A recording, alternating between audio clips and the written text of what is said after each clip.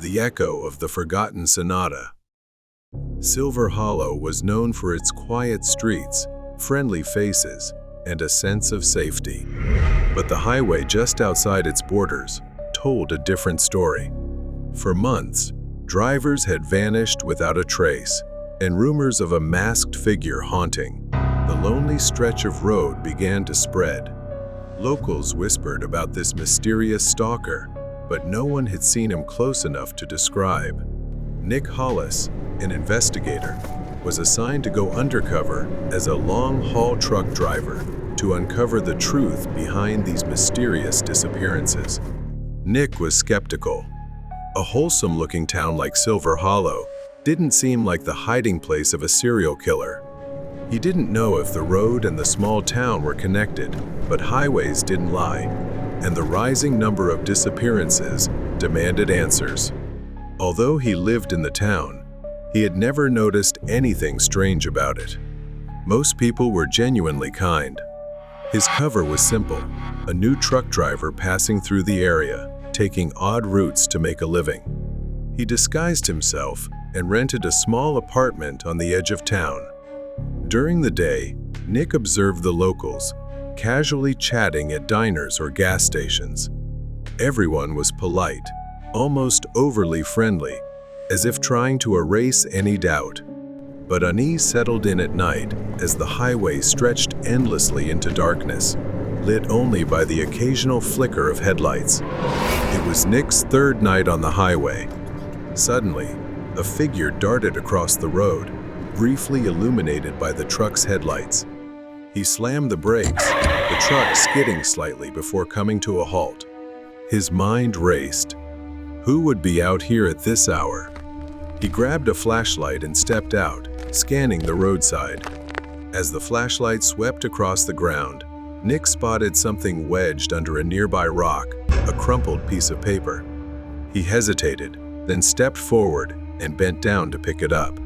The paper read, "Turn back. You won't find them alive." A chill ran down his spine.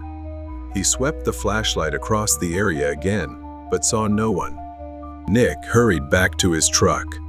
He glanced at the rearview mirror again, but all he saw was the dark highway stretching behind him. The note felt like a warning, and Nick knew he couldn't ignore it. The following night, Nick parked his truck at a small rest stop along the highway to get a better vantage point.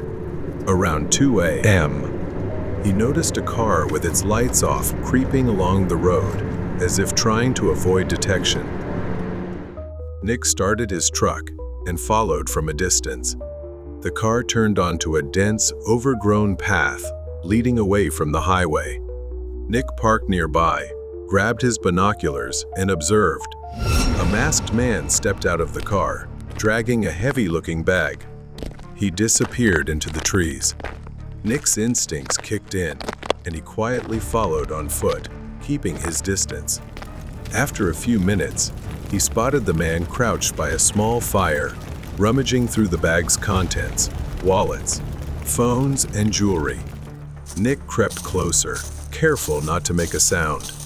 His plan was to observe long enough to identify the man and his habits, then report back. But as he moved, a twig snapped under his foot. The masked man said, "Who's there?" Nick raised his hands in surrender. "Just a truck driver passing through. Got lost." The masked man stood up, holding a knife. "This road isn't for wandering. You should leave," he muttered before vanishing into the woods.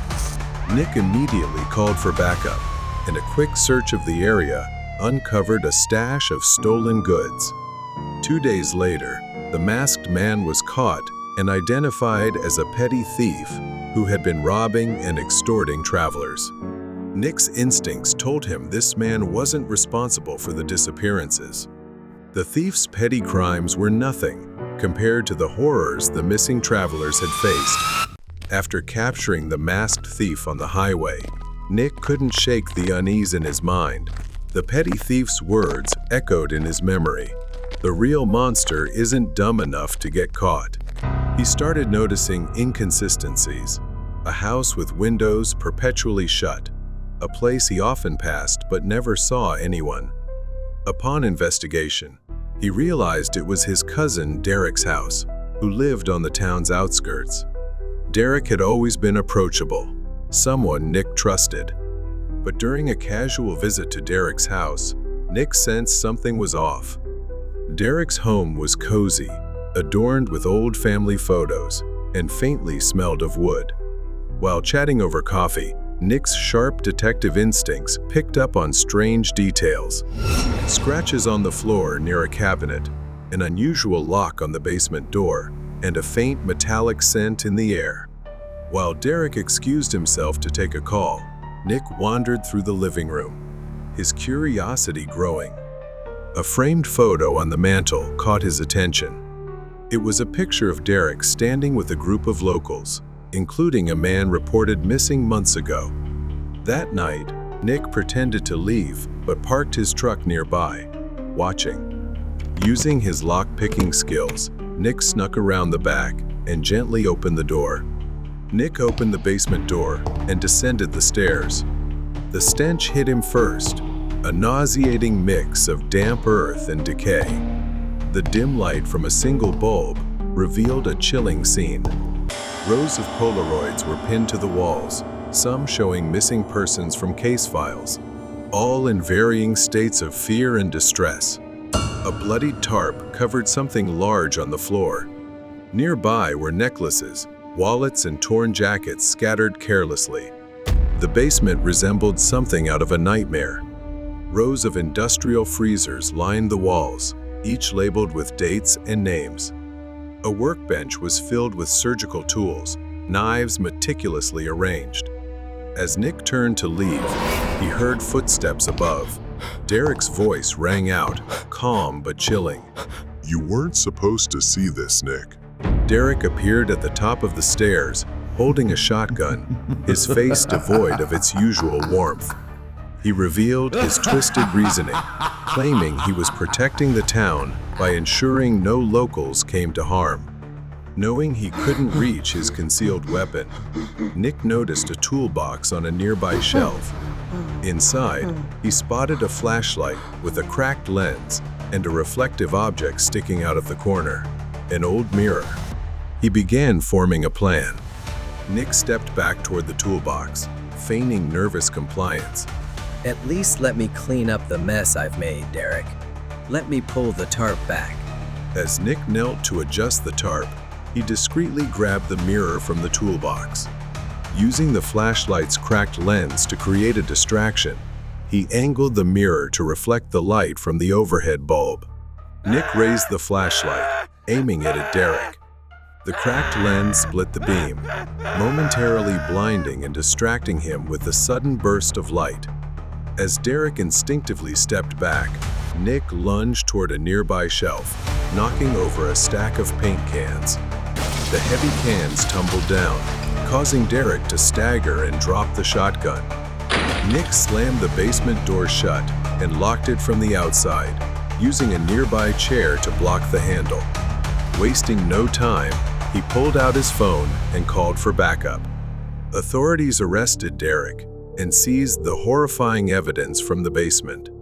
Inside the freezers were packages labeled as meat, but peeling back the layers revealed severed hands and feet, meticulously wrapped and disturbingly labeled. Even as the case was closed, Nick couldn't shake the feeling that the darkness of Silver Hollow ran deeper than his cousin's monstrous deeds. Betrayal in the dark. It was a quiet night in late October, and I was patrolling the empty streets of our small Texas town. The air carried a heavy, ominous stillness that often lingers in the early hours. Not much happens in our town after midnight, occasionally a bar fight or a stray animal wandering the streets. But that night, around 2:15 a.m., the radio crackled. I received a call. I picked up the radio, and there was a man on the other end. "Officer, please. I think there's someone in my house." I could hear his breathing, rapid and shallow. Then, just as he was about to say something, the line cut off. I tried calling him back, but the call went straight to voicemail. I contacted my colleague to trace the location. I stopped, squinting at the GPS. It was a location just a few streets away, near the edge of town. Something about his voice unsettled me, so I decided to check it out. I arrived at the address, but there was nothing there, just an empty lot. The wind whistled softly, brushing through tall, dry grass. I checked the GPS again. The location was correct, but there was no house, just emptiness. In the distance, a faint light flickered on the porch of a farmhouse. I felt an inexplicable pull. I decided to walk to the farmhouse, thinking perhaps they might know something. I parked and approached the door. I knocked, and after a few moments, the door creaked open. A young man answered. He looked tired, confused, and not at all like someone who had made a desperate phone call. "Can I help you, officer?" he asked, squinting at me through the dim light. I explained the call and asked if he had seen or heard anything unusual. He shook his head. I asked if he knew of anyone else living nearby. The man shook his head slowly. "No, sir. There aren't any houses for miles." I thanked him and returned to my car, the unease in my chest growing stronger. I checked the radio again and tried calling the number once more, but it still went straight to voicemail. I decided to head back to the station, but as I turned the key in the ignition, something caught my eye in the rearview mirror. There was someone sitting in the back seat.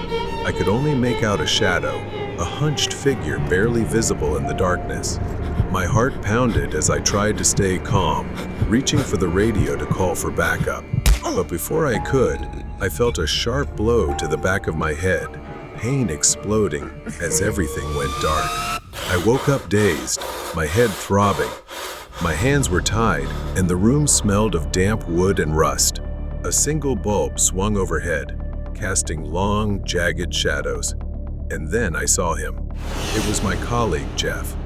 His face twisted into a maniacal grin, his eyes gleaming with malice. "You didn't expect to see me, did you?" he sneered. "I've been waiting for this," he continued, pacing with a gleaming knife in his hand. "Do you know how long I've had to smile through your success, Brad? While I was stuck with scraps?" He lunged, pressing the knife close to my face. He started taunting me about how I was always calm and how he'd see how calm I'd remain now. The cuts weren't deep, but they stung. Blood trickled down my skin as he mocked me, savoring every moment. I waited, biding my time. His grip on the knife loosened as he got lost in his rage. When he leaned too close, I acted. I kicked his shin with all my strength, making him stumble. My hands were still tied, but I used my shoulder to charge at him, slamming him into the wall. The knife fell to the floor. He was stunned, giving me just enough time to grab the knife with my bound hands. I bolted out of there. Behind me, Jeff staggered out, shouting my name, but his voice faded as I ran toward my patrol car.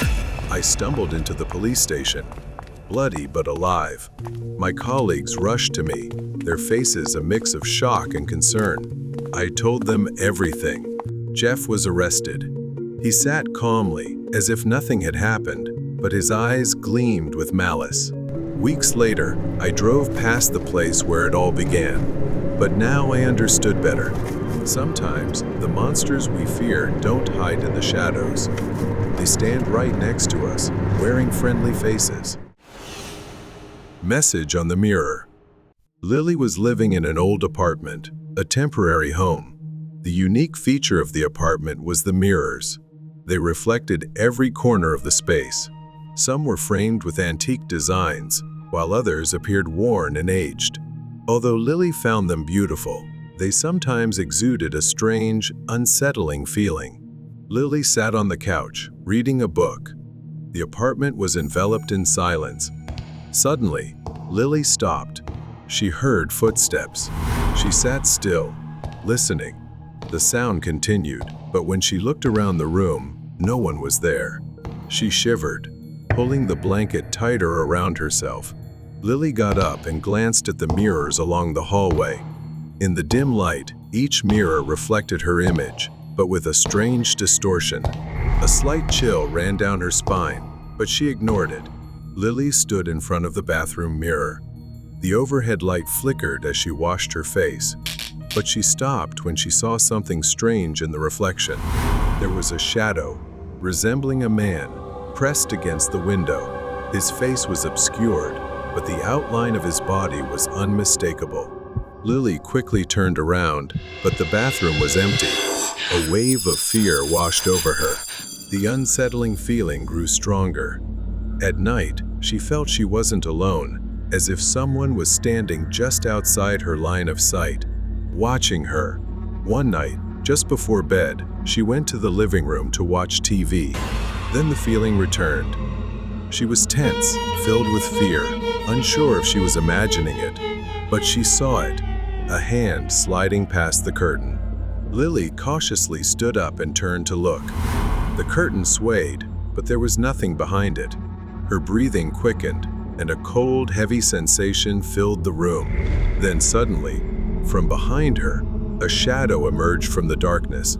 It was unmistakably the figure of a man. He wore filthy, tattered clothes, his face gaunt and pale. He said nothing, only stared at Lily as if waiting for her to act. Her legs trembled, but she forced herself to move toward the door. Lily ran down the hallway. She reached the front door, fumbling with the lock. She glanced back to see the man's eyes, filled with amusement, a satisfied smile on his face as he watched her every move. She struggled to open the door, bursting out into the night, gasping for air. Her legs gave out as she stumbled down the stairs. She stood at the building's entrance, breathing heavily, asking for help from those around. They helped her call the police. The police arrived within minutes and stormed into the apartment. She told them about the man, about what she had seen inside, but they seemed skeptical. Everything in the apartment was untouched, and nothing was missing.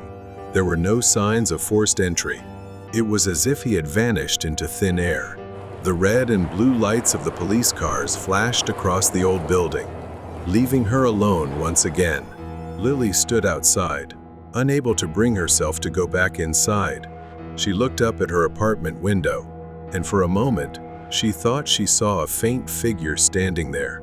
Watching her from behind the glass, she shivered, knowing she couldn't stay there any longer. It was time to pack up and leave for good. A few days later, she returned to the house. Lily stepped out of the car, taking a deep breath. She was here one last time to gather her belongings before leaving this strange place forever. Message on the mirror. The hallway seemed darker than before. The dim lights flickered weakly as she walked down the narrow corridor, her footsteps echoing faintly.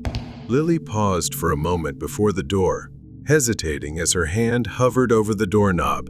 Then she slowly opened the door and stepped inside. The familiar chill hit her as she entered the apartment. She was ready to leave this place behind. As she walked through the living room, she caught a glimpse of herself in one of the mirrors. Her reflection looked almost unfamiliar, distorted by the unease she felt. Lily looked away, trying to focus on packing her belongings.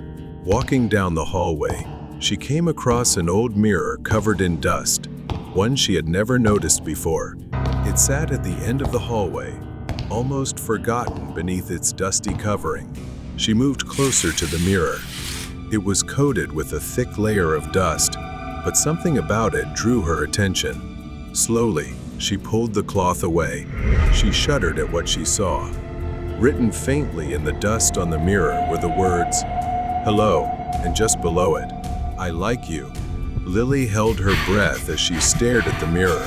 Had it always been there? She tried to reason with herself, convincing herself. It must have been there for a long time. She shook her head, trying to ignore the growing paranoia. Lily went into the bedroom, hastily gathering her belongings to pack and leave. As she passed the bathroom, a sudden chill ran down her spine. She stopped, slowly turning her head to look inside. Lily's heart skipped a beat. The bathroom sink faucet was running. She was certain she hadn't left it on. She cautiously stepped into the bathroom, her eyes fixed on the mirror.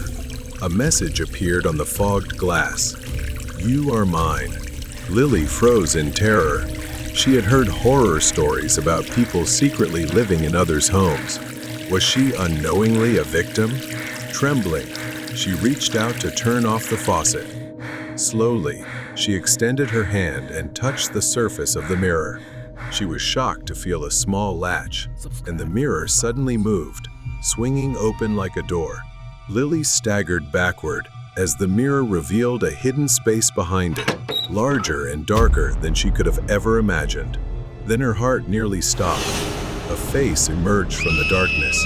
It was a man, his hair disheveled, his wide eyes and a toothy grin, the shadows seemingly swallowing his body, making him appear as just a floating head. Below, the floor was cluttered with clothes, various trash, and some personal belongings. Panic surged through her. Lily turned, grabbed her keys, and bolted out of the bathroom. Lily burst through the front door of the building. She ran to her car, slammed the door shut, locked it, and called the police. The police arrived quickly.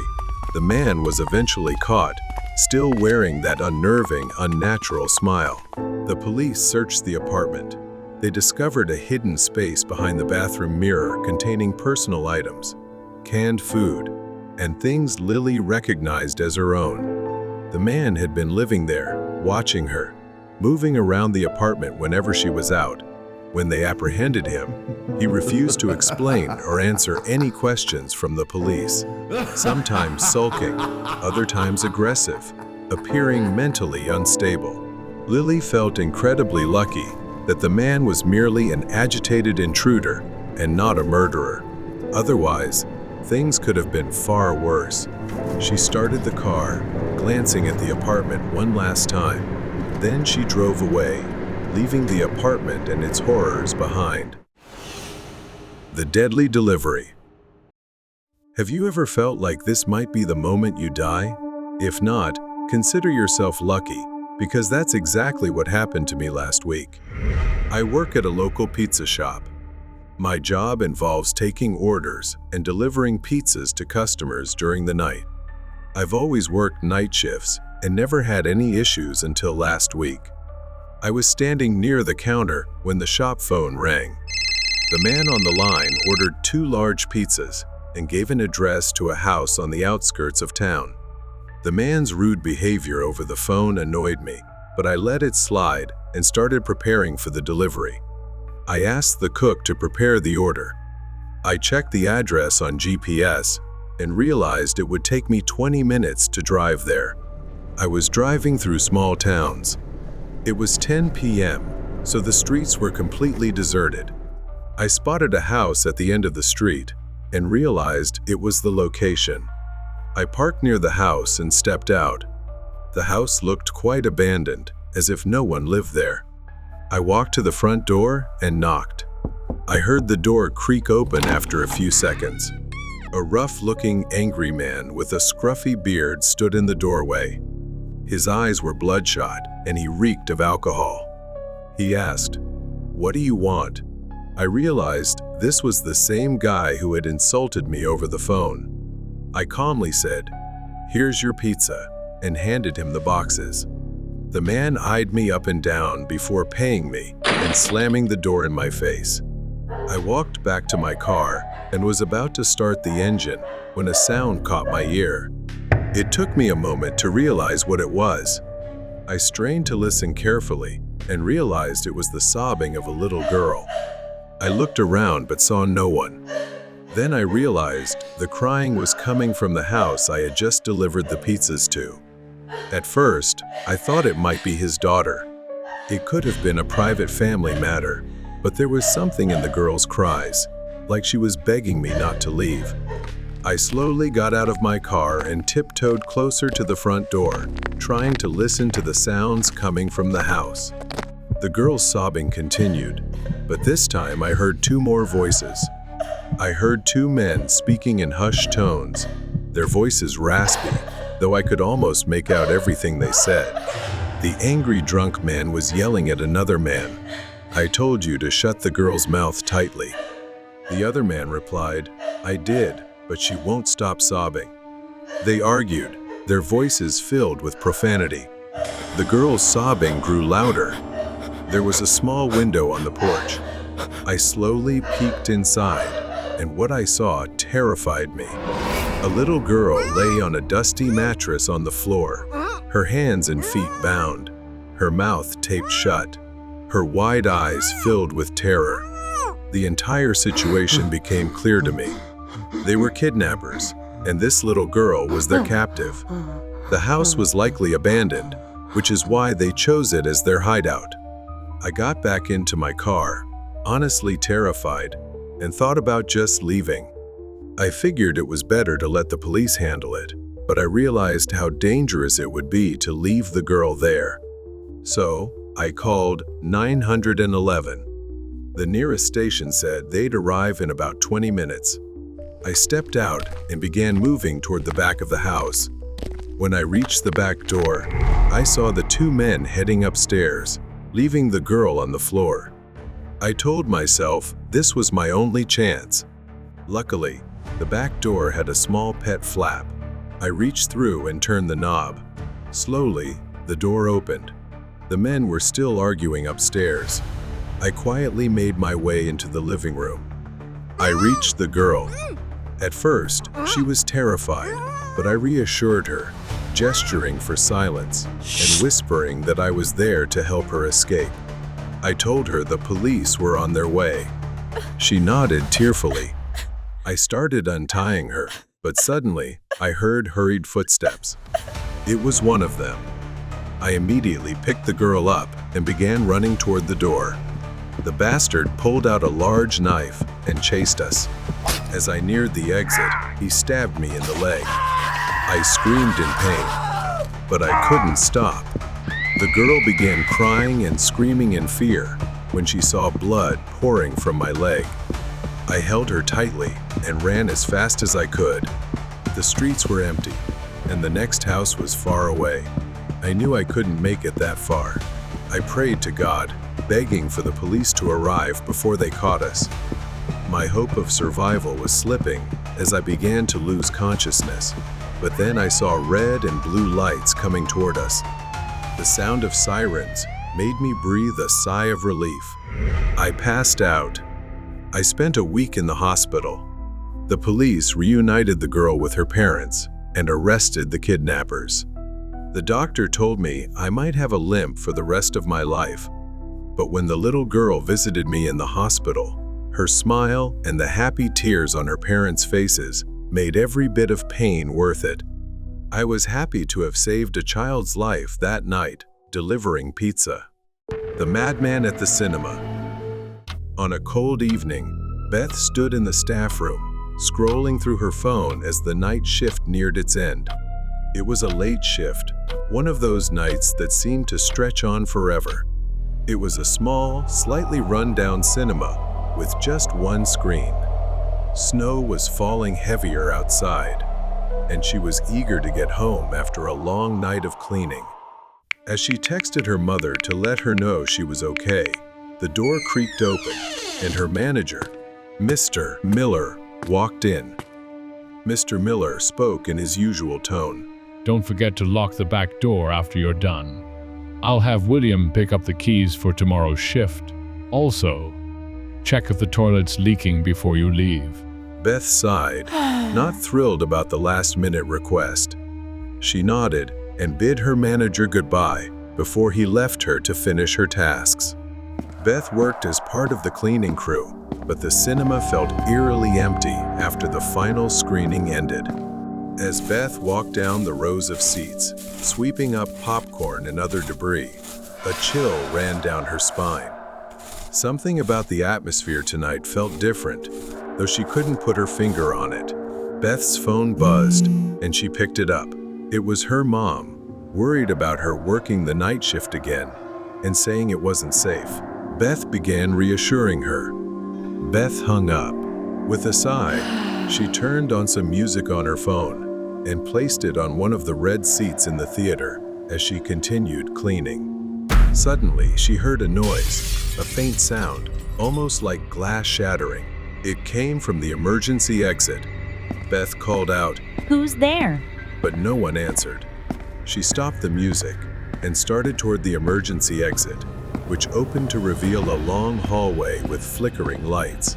Is anyone out there? Hello? She continued walking, then froze in front of a shattered window. Glass lay scattered on the floor, along with a large rock that someone had likely thrown from outside. She wasn't alone. Beth instinctively reached into her pocket for her phone, but then she remembered it was still on the seat in the theater. She hesitated. Should she go back for it? But things were becoming more complicated. Without wasting another second, Beth hurried back to the theater. As she rounded the corner, Beth froze. Standing at the end of the hallway was a shadowy figure. He had his back to her, swaying unnaturally, like someone who had lost control. His clothes were disheveled, and his hair was a mess. Beth tried to quietly sneak away, but then he turned around, her stomach sinking as she froze in place. The light illuminated his horrifying face. He wore a sinister grin, like a grotesque mask, a mix of burns and hollow, bloodshot, crazed eyes. As she faced him, he revealed his dark intentions, saying, I've been waiting for you. I will have you. Beth stumbled back toward the theater as the man began chasing her, laughing and running like a madman. When she reached the seat where her phone lay, she grabbed it and ran deeper into the theater, hiding behind the rows of seats. Her hand reached for a mop nearby, ready to defend herself. Beth tried to call the police, but before she could speak, the emergency exit door burst open, and the man lunged in with a chilling, raspy laugh. She dared not breathe or move, but then she felt breathing above her head, freezing her in place. He suddenly appeared behind the seat, laughing in amusement. You can't hide forever, Beth. I can hear your little heart racing. Terrified, Beth ran, instinctively grabbing anything she could and hurling it at him to slow him down, throwing him off balance. Beth quietly crawled under the seats, making her way toward the exit. She was almost there and bolted for the door, but he noticed her movement at the last second and lunged at her. His icy hand grabbed Beth's hair. He yanked her back violently, causing her immense pain. Beth screamed, kicking with all her strength.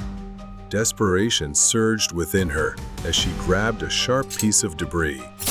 She stabbed his hand, leaving a deep gash. He howled in pain, letting her go just long enough for Beth to get up and run toward the exit. She slammed the door shut, locking it and blocking it with a stick.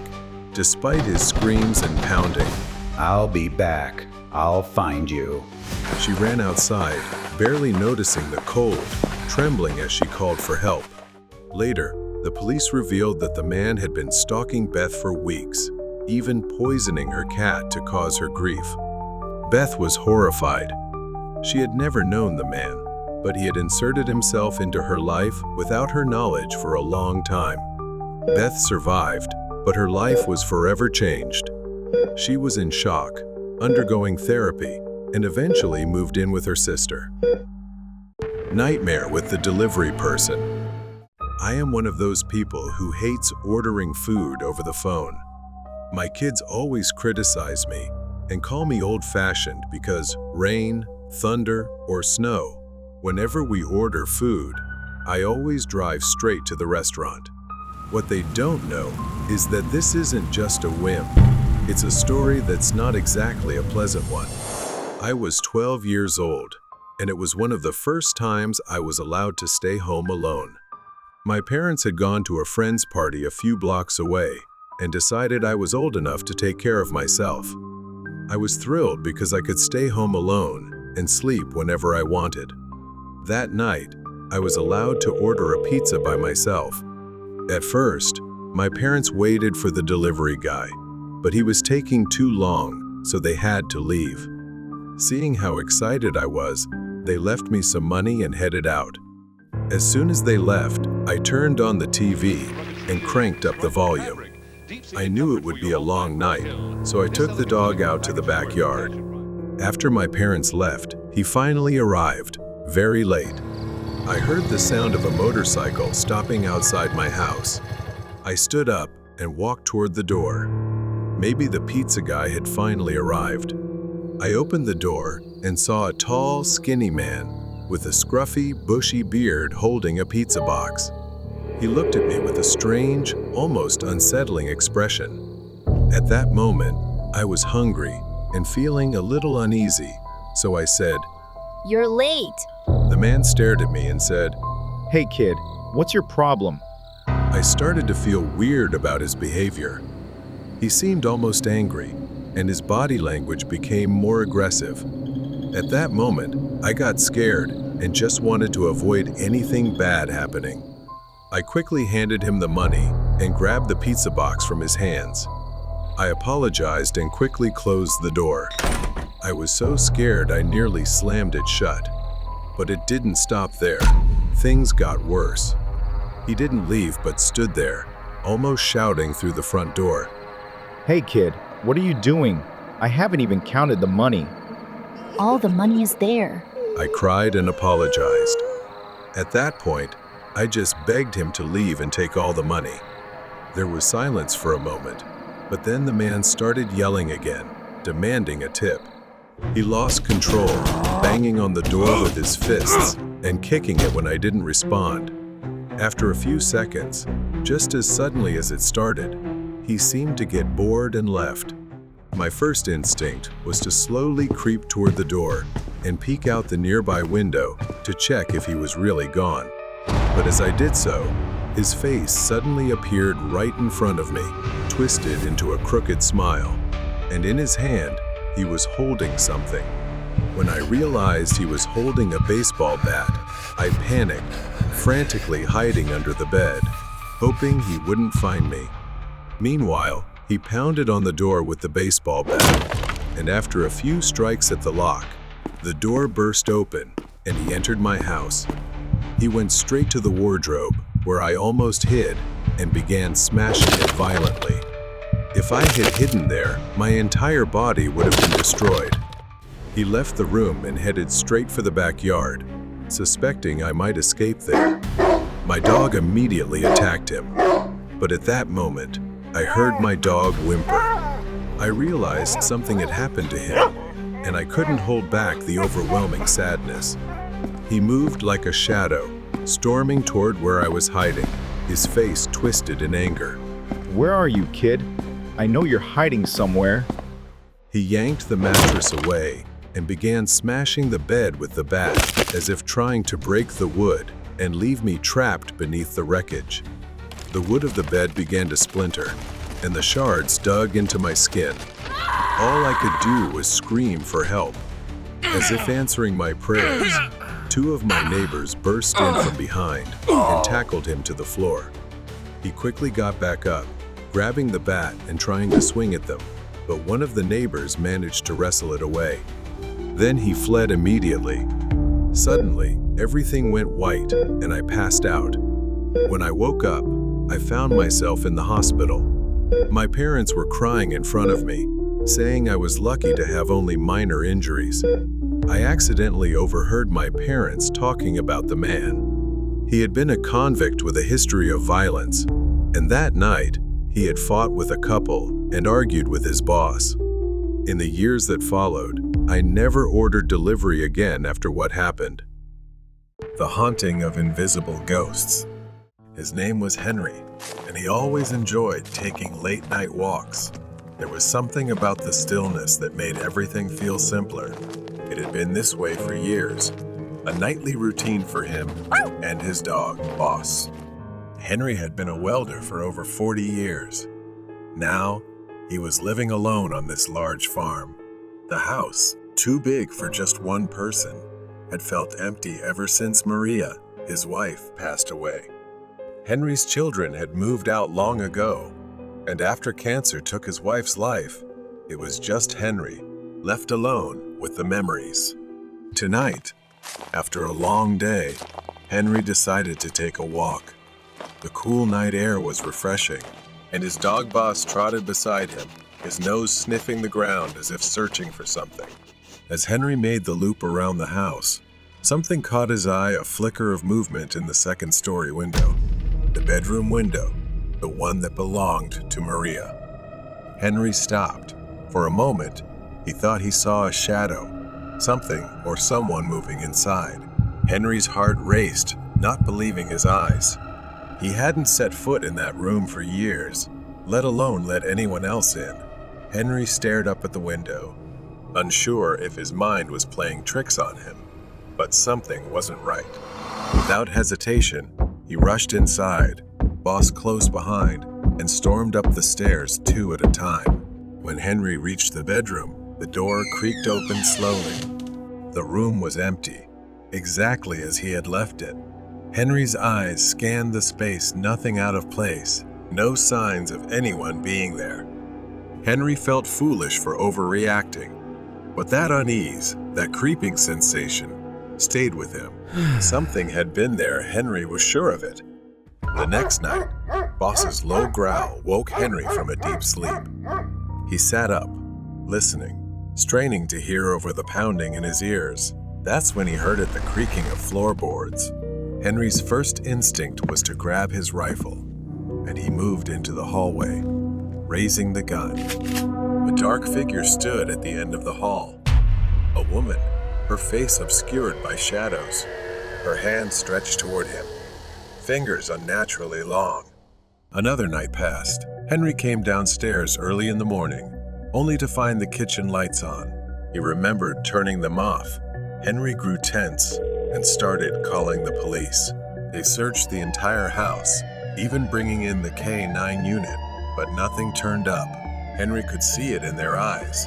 They didn't believe him, but he knew something was wrong. That was the last straw. The next night, Henry went back upstairs. He didn't know what compelled him to return, but when he opened the door, the sight nearly stopped his heart.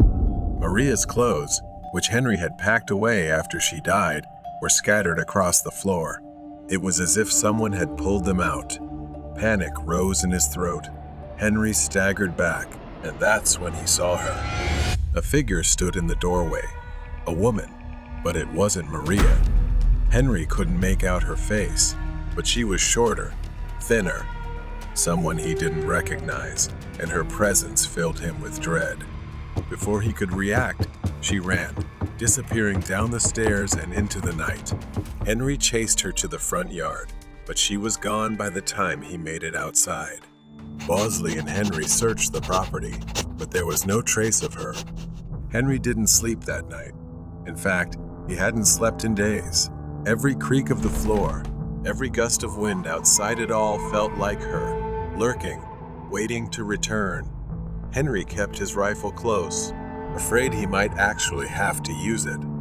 A few weeks later, it happened again. Henry was sitting in the living room, trying to distract himself with the television when he saw her. She was standing in the yard, staring at Henry through the window, just a shadow, silhouetted by the moonlight. Henry grabbed his rifle, his hands trembling, and ran outside, firing warning shots into the air. She turned and ran into the darkness, disappearing once again. The shots had probably scared her off for now, but deep down, he knew this wasn't over. The next day, after Henry had been out for errands and returned home late, he didn't see Boss greet him. He searched every corner of the house, but everything felt empty. But Henry still had one last room to check, Maria's room. He stumbled into the bedroom, the door creaking open. Maria's clothes were no longer scattered across the floor. They were neatly hung. But what Henry dreaded had come to pass. The woman was still there, sitting on the bed, staring at him. Her eyes gleamed, and she smiled a cold, twisted smile. She whispered that she had been waiting for him. Henry froze, shocked. He couldn't believe what he was hearing. That voice, it was Maria's. But something was wrong. It was cold, hollow. Before Henry could react, her face shifted from an indistinct blur to something grotesque, her skin melting into a monstrous form. The skin peeled away, revealing rotting flesh underneath. Her eyes sank into her skull, her mouth gaping in a horrifying grimace. Henry screamed and raised his rifle, but it was too late. She lunged at him, and as darkness engulfed him, her fingers seemed to scratch and penetrate his chest. The haunting of invisible ghosts. Henry slowly woke up with a strange feeling, something rough rubbing against his face. It took a moment for Henry to open his eyes and realize it was Boss licking his face. Henry remembered the last time he couldn't find his dog, but after everything that happened, seeing Boss made him feel more at ease. Henry groaned, his whole body aching as he struggled to sit up. Everything felt too stiff, the joints rigid, and the muscles dull with pain, as if she had actually lunged at him, clawing and piercing into his flesh. Boss whimpered softly, his gaze fixed on the bedroom door. Henry glanced over and saw nothing unusual, but he couldn't shake the unsettling feeling that something strange was inside his own home. Days passed in a vague exhaustion. Every night, it was the same. Boss sat in front of the bedroom door, staring, ears pricked up as if waiting for something. Then, like clockwork, at that exact hour, he would start barking, the sound echoing throughout the house, jolting Henry from his restless sleep. He would get up, gun in hand, and search the house, but he never found anything. The house remained silent, the darkness unchanged. He tried to convince himself that it was just Boss being protective, or perhaps reacting to something normal outside. One night, the barking started again, more intense than ever. He jumped up, hurried down the stairs, gun at the ready, and froze at the sight before him.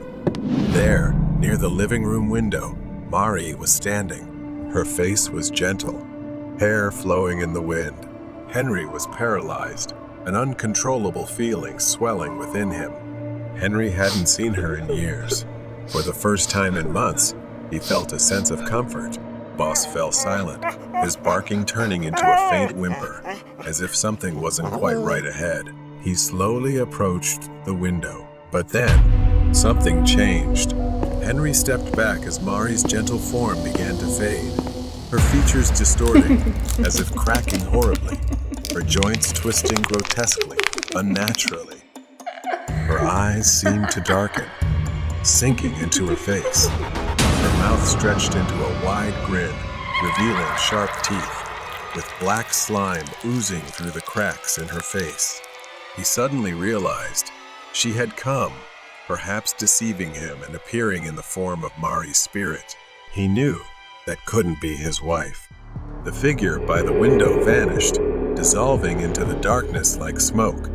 Henry rushed outside, desperately searching for her, or it, whatever he had just seen. He circled the house, calling for Mari, as if somehow she might still be there, but there was no one. As Henry turned the corner of the barn, he suddenly felt an icy chill. The world around him seemed to shift. The night grew unnaturally dark. It felt like the darkness was swallowing the farm. He heard a whisper, soft and mocking. Henry. It was her voice, but distorted and broken, drawing him toward the barn. Henry pushed open the barn door, and there she was again, Mari standing motionless. The whispers grew louder around him. Come home, Henry. It's time. The voice echoed from every direction. The darkness closed in, pulling him to his knees as if hypnotized to obey. Her form began to twist again, skin peeling away, revealing a skeletal grin beneath. The barn door slammed shut behind Henry with a piercing noise, swallowing the faint light of the moon. The air filled with voices chanting Henry's name, full of malice. He stumbled back, desperate to escape, but the ground beneath him gave way, sending him plunging into a deep, cold pit. He landed hard on a damp surface. Henry reeled from the overwhelming stench of decay, and as he looked around, rotting corpses, with sunken eyes, stared back at him. He tried to climb out, but the walls of the pit were slick. The bodies began to move, their skeletal hands reaching out, grabbing Henry's legs, pulling him down. A grotesque figure emerged from the darkness above. It was her again, a monstrous version of Mari. Limbs elongated, her smile impossibly wide, filled with jagged, blackened teeth. Henry, it's time to join us. She said. Then suddenly, Henry found himself in Mari's old room. The figure leaned closer, its icy breath brushing against his skin. You can't escape, Henry. He felt an unnatural pressure tightening around his neck, and he couldn't move. As his vision darkened, it was slowly taking control of him. The first light of dawn crept over the farm. The house lay still and cold, its windows dark and empty. Boss lingered on the porch, his mournful howl echoing across the silent fields. No one knew what really happened. Henry was gone, or perhaps he was still there, but no longer himself. Dark intentions at Dunkin' Donut. The fluorescent lights flicker above me as I sit on the edge of a narrow bed. The cold walls, the air thick with dust and time. It's been 2 years, but I remember it all as if it happened yesterday. The Dunkin' Donuts shop, the rain, and Jerry. That's where it all began. I worked the night shift at the Dunkin' Donuts in a quiet suburban town. It was a small place, nestled between an old laundromat and a thrift store. I saved what I could, putting money aside each night. It wasn't glamorous, but it was a job, and it kept me going. My sister usually stopped by, but tonight she wasn't there to see me. She was sitting by the window with a guy, her eyes red from crying. I couldn't hear what they were saying, but it was obvious they were arguing. She looked so distressed. He wore an old, worn coat, lingering at the door, watching the place. Tonight, he hesitated at the door, lingering longer than usual. I tried to keep my distance. There was something about him that made my skin crawl. I snapped out of my thoughts when the door creaked open, and Jerry walked in. He was irregular but always so strange. His habit of coming in at exactly 10 p.m. never failed. He shuffled to the counter, but his gaze shifted to my sister, now sitting alone, staring out the window. Jerry leaned in, asking me about her, asking if he could get her number. I clenched my jaw, trying to smile politely, but the sharpness in my voice slipped out. "Leave her alone, Jerry. Just order and go." He chuckled and said, all right, I'll have the usual." He ordered a chocolate donut and hot chocolate, which he always ordered, and went to his usual seat in the corner. I watched him eat, tearing tiny pieces off his donut, his eyes flicking toward me now and then, making me uneasy. My shift ended. It was pouring as I walked home, the streets deserted, but after a few blocks, I started hearing another set of footsteps, echoing mine, stopping when I stopped. I turned around, but no one was there, just the empty sidewalk stretching under the streetlights. I kept walking, faster, but the feeling of being watched stayed with me. I finally made it back to my apartment. I went into my bedroom, letting the silence envelop me. But then I saw him, Jerry, standing across the street, holding a radio. He just stood there, staring at me, the radio pressed to his ear. He pressed his head to it, then suddenly smashed it against his head with a blank, puzzled expression. Blood gushed from his head. I scrambled around the room for my phone to get help, but when I looked back, he was gone. I sat on my bed, staring out the window into the rainy night. Jerry's face kept flashing in my mind. I couldn't take it anymore. I was sick of seeing him every night. And then, a dark thought crept into my mind, and I felt an odd satisfaction as I imagined it unfolding. I needed to teach him a lesson, to make him understand he wasn't welcome. The next night, I returned to the shop, stopping at the back to grab some supplies. I picked up a box of donuts, carefully selecting a chocolate one, just like Jerry's usual order. I pulled a small vial from my pocket, a stimulant strong enough to paralyze him for a while. I injected it into the donut, the liquid vanishing into the soft pastry. I carefully placed the donut back in the box, my heart racing as I imagined Jerry's face when he realized what was happening. I returned home and watched the rain fall outside the window. The donut sat on the dresser, a reminder of the plan forming in my head. As I sat there, an odd sense of peace washed over me. I didn't know where this road would lead, but I knew one thing: I wouldn't have to see Jerry's face staring at me anymore. Wouldn't have to endure his unsettling presence lurking on the edges of my life. The next night, I returned to the counter, watching the quiet stream of customers come and go, my mind racing with the plan I had laid out. The donut box sat in the drawer, hidden away, with one specific donut prepared for Jerry.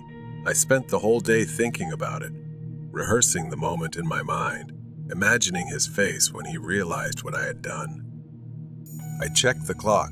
Almost 10 p.m. The door opened, and Jerry walked in, moving with his usual unsettling calm. I noticed a new scar on his forehead, a reminder of his strange behavior the night before. He glanced at the menu, but his focus was entirely on me. Then he reached into his pocket and pulled out a wad of cash, throwing it directly at my face. I could feel my anger boiling inside from his action. I reached into the drawer and pulled out the box with the special donut inside. I took him to the table, keeping my face as neutral as possible. He accepted it with a smirk. Then I went back to waiting for what I wanted.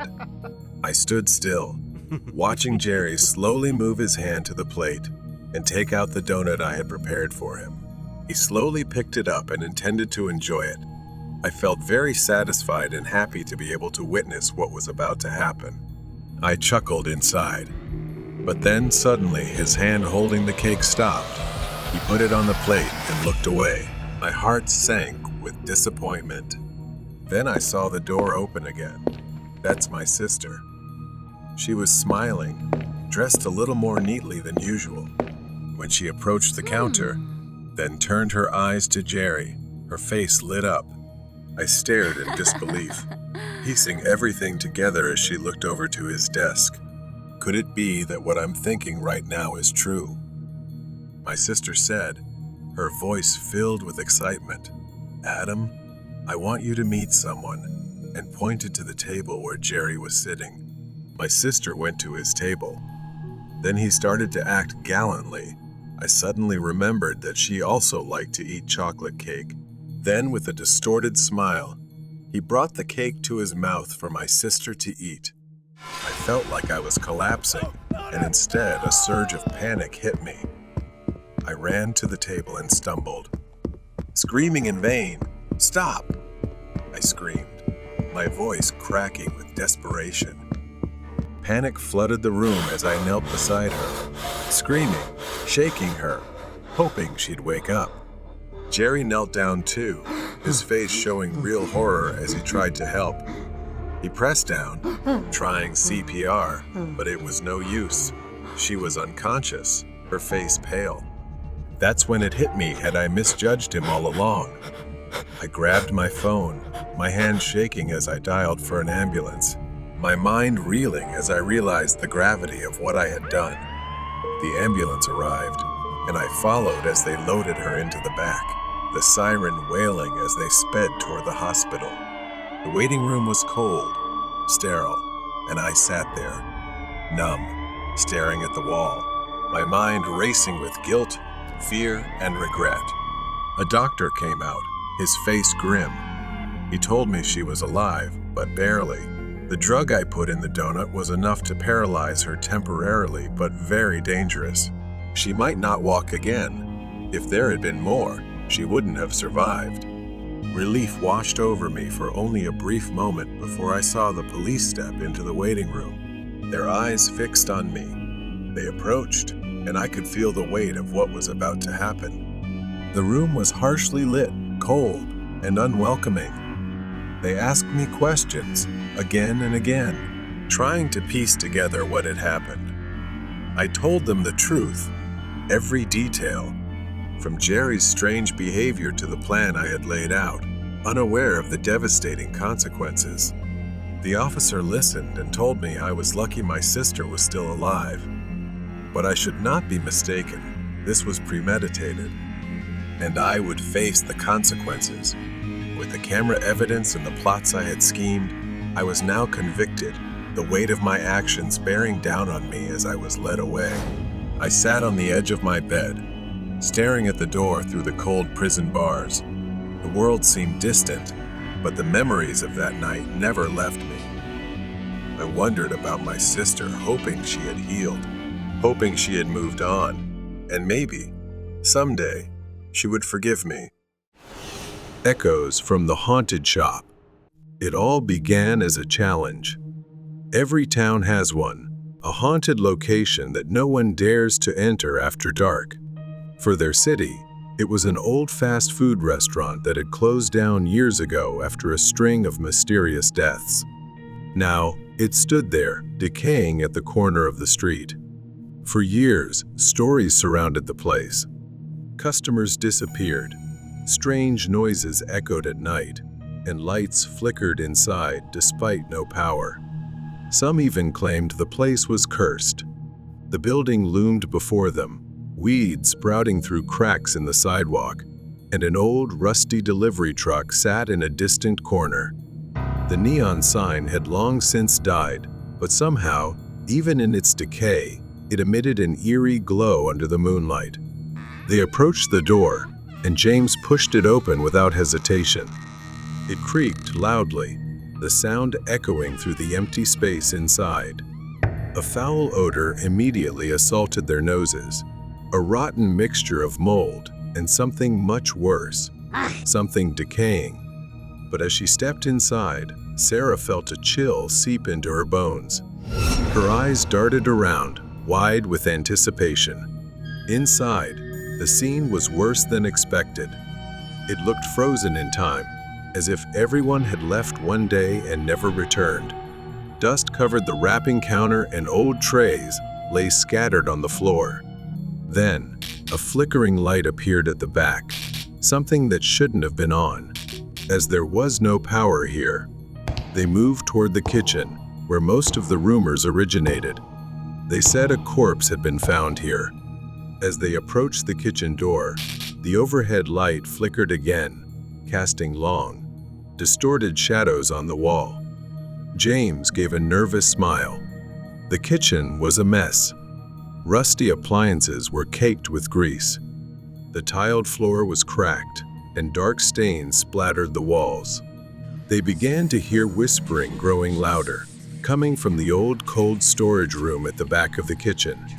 Sarah stepped closer and peered inside. Something caught her attention, a reflection. At the back of the cold storage room, behind the shelves, was a mirror. The strange thing was they had never seen a mirror inside a cold storage before. And in the reflection were the two of them. But there was another dark shadow standing right behind Sarah and James. She turned around abruptly, but the room was empty. But in the mirror, they could both see her. A woman. She stood just a few feet away, her sunken eyes and skeletal face staring at them hungrily. In fear, they turned to leave, but the cold storage door slammed shut with a deafening noise. Darkness seemed to engulf them. She didn't dare look back, feeling a chilling presence as if she were right there behind her. Sarah fumbled for her phone, desperately seeking light, and when she turned on the flashlight, everything only got worse. In the beam of light, Sarah saw her face. Her mouth twisted into a grotesque smile. It was pale, eyes rolled back, emaciated, and her skin seemed to crack. Her bony fingers brushed against Sarah's skin. And then, suddenly, as quickly as it had started, she vanished. Before she could regain her composure, in the corner of the room, hidden among boxes and discarded trays, something caught Sarah's eye. She stopped, pointing with a trembling finger. It was a woman lying on the floor, her limbs twisted at unnatural angles. It was still decaying. She thought it couldn't be simple. Perhaps it was a murder. There was no time to think anymore. They hurriedly left the place. Sarah trembled. In a panic, she pulled out her phone to call 911. A while later, they arrived to cordon off and investigate the abandoned place. Then they heard an announcement from a detective. The woman they found matched the missing person they were searching for. Her family had reported her missing just 2 days prior. A chill ran down their spines as they heard his words. Realizing they had just encountered the victim of an unsolved case made the atmosphere feel heavy. Returning home, even now in the silence of the room, they sometimes heard whispers. They thought perhaps this wasn't a place to explore. There's always a reason why places like this have rumors, and they often stem from real dangers. Weird night at school. I work the night shift as a janitor at a local school. This job is quite fitting for someone who enjoys solitude. Just me, the empty school, and my mop bucket. I only talk to my coworker when absolutely necessary.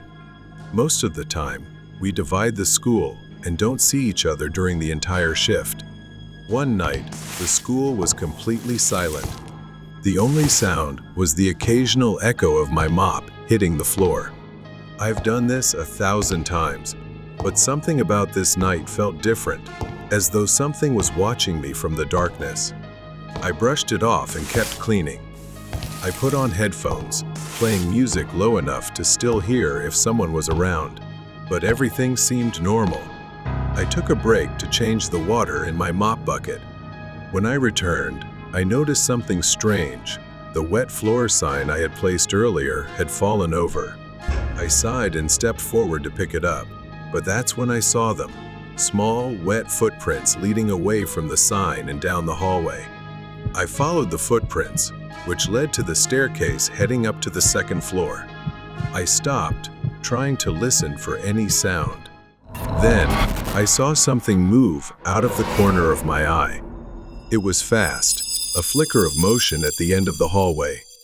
I rushed to the end of the hallway, but no one was there. At that moment, I heard faint laughter, the giggling of a child. It echoed through the empty school, sending a chill down my spine. I turned, searching for the source, but saw no one. A loud crash suddenly broke the silence.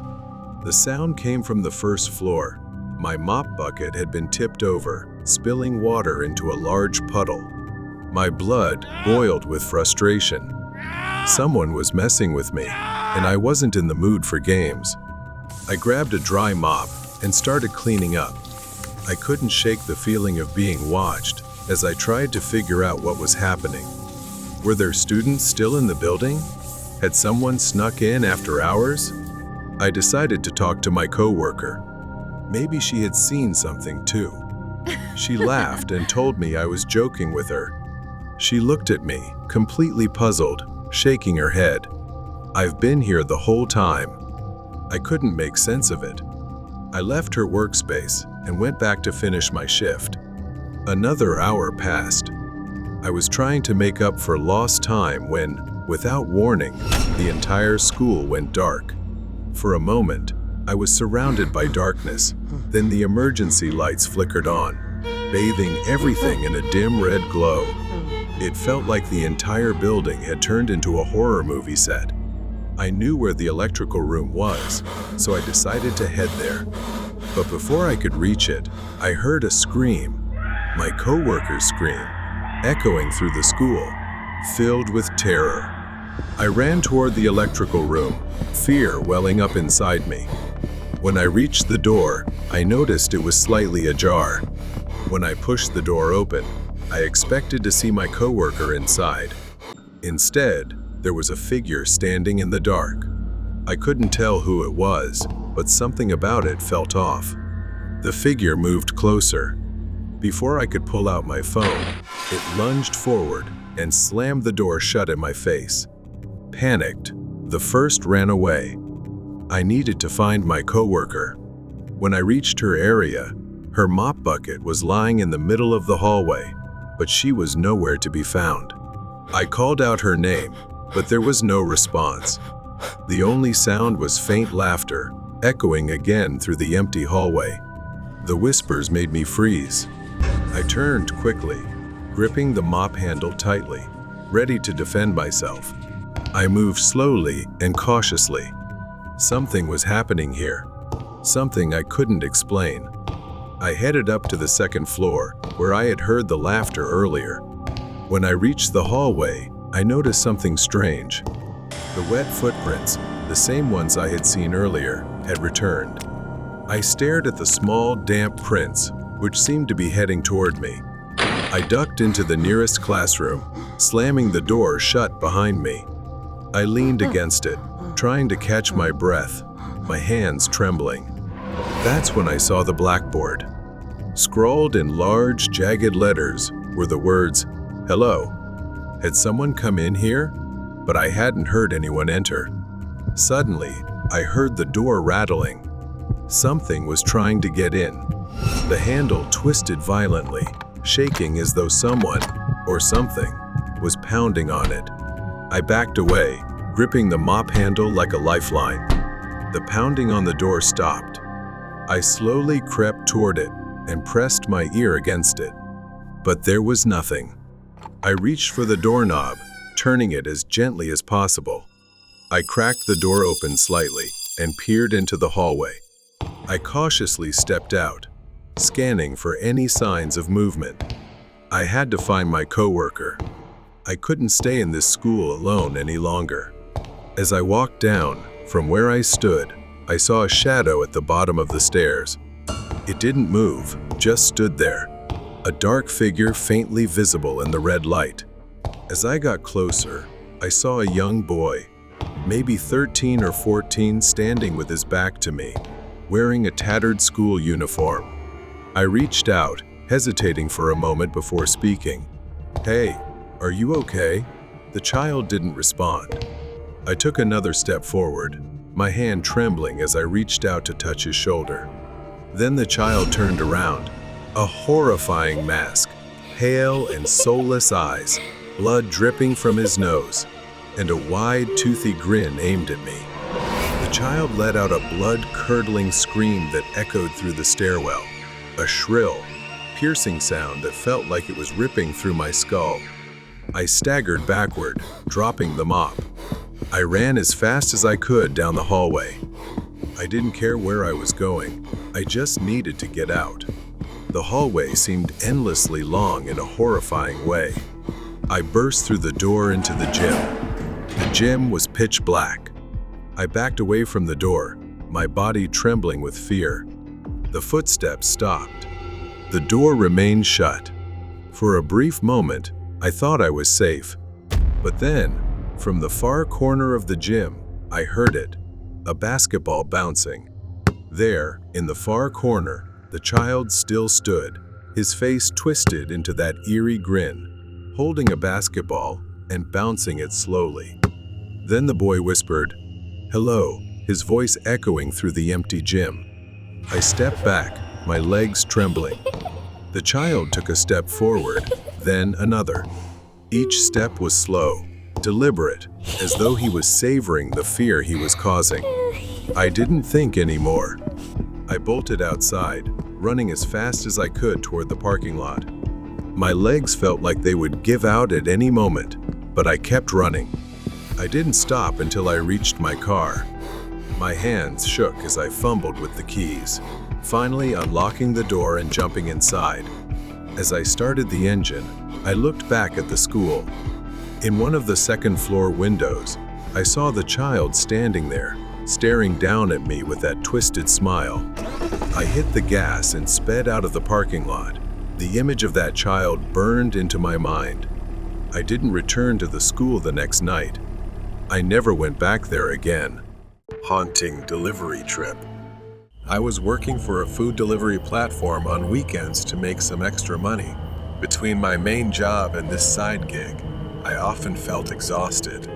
It was past 9 p.m. when I started my shift, picking up small orders and delivering them to random houses.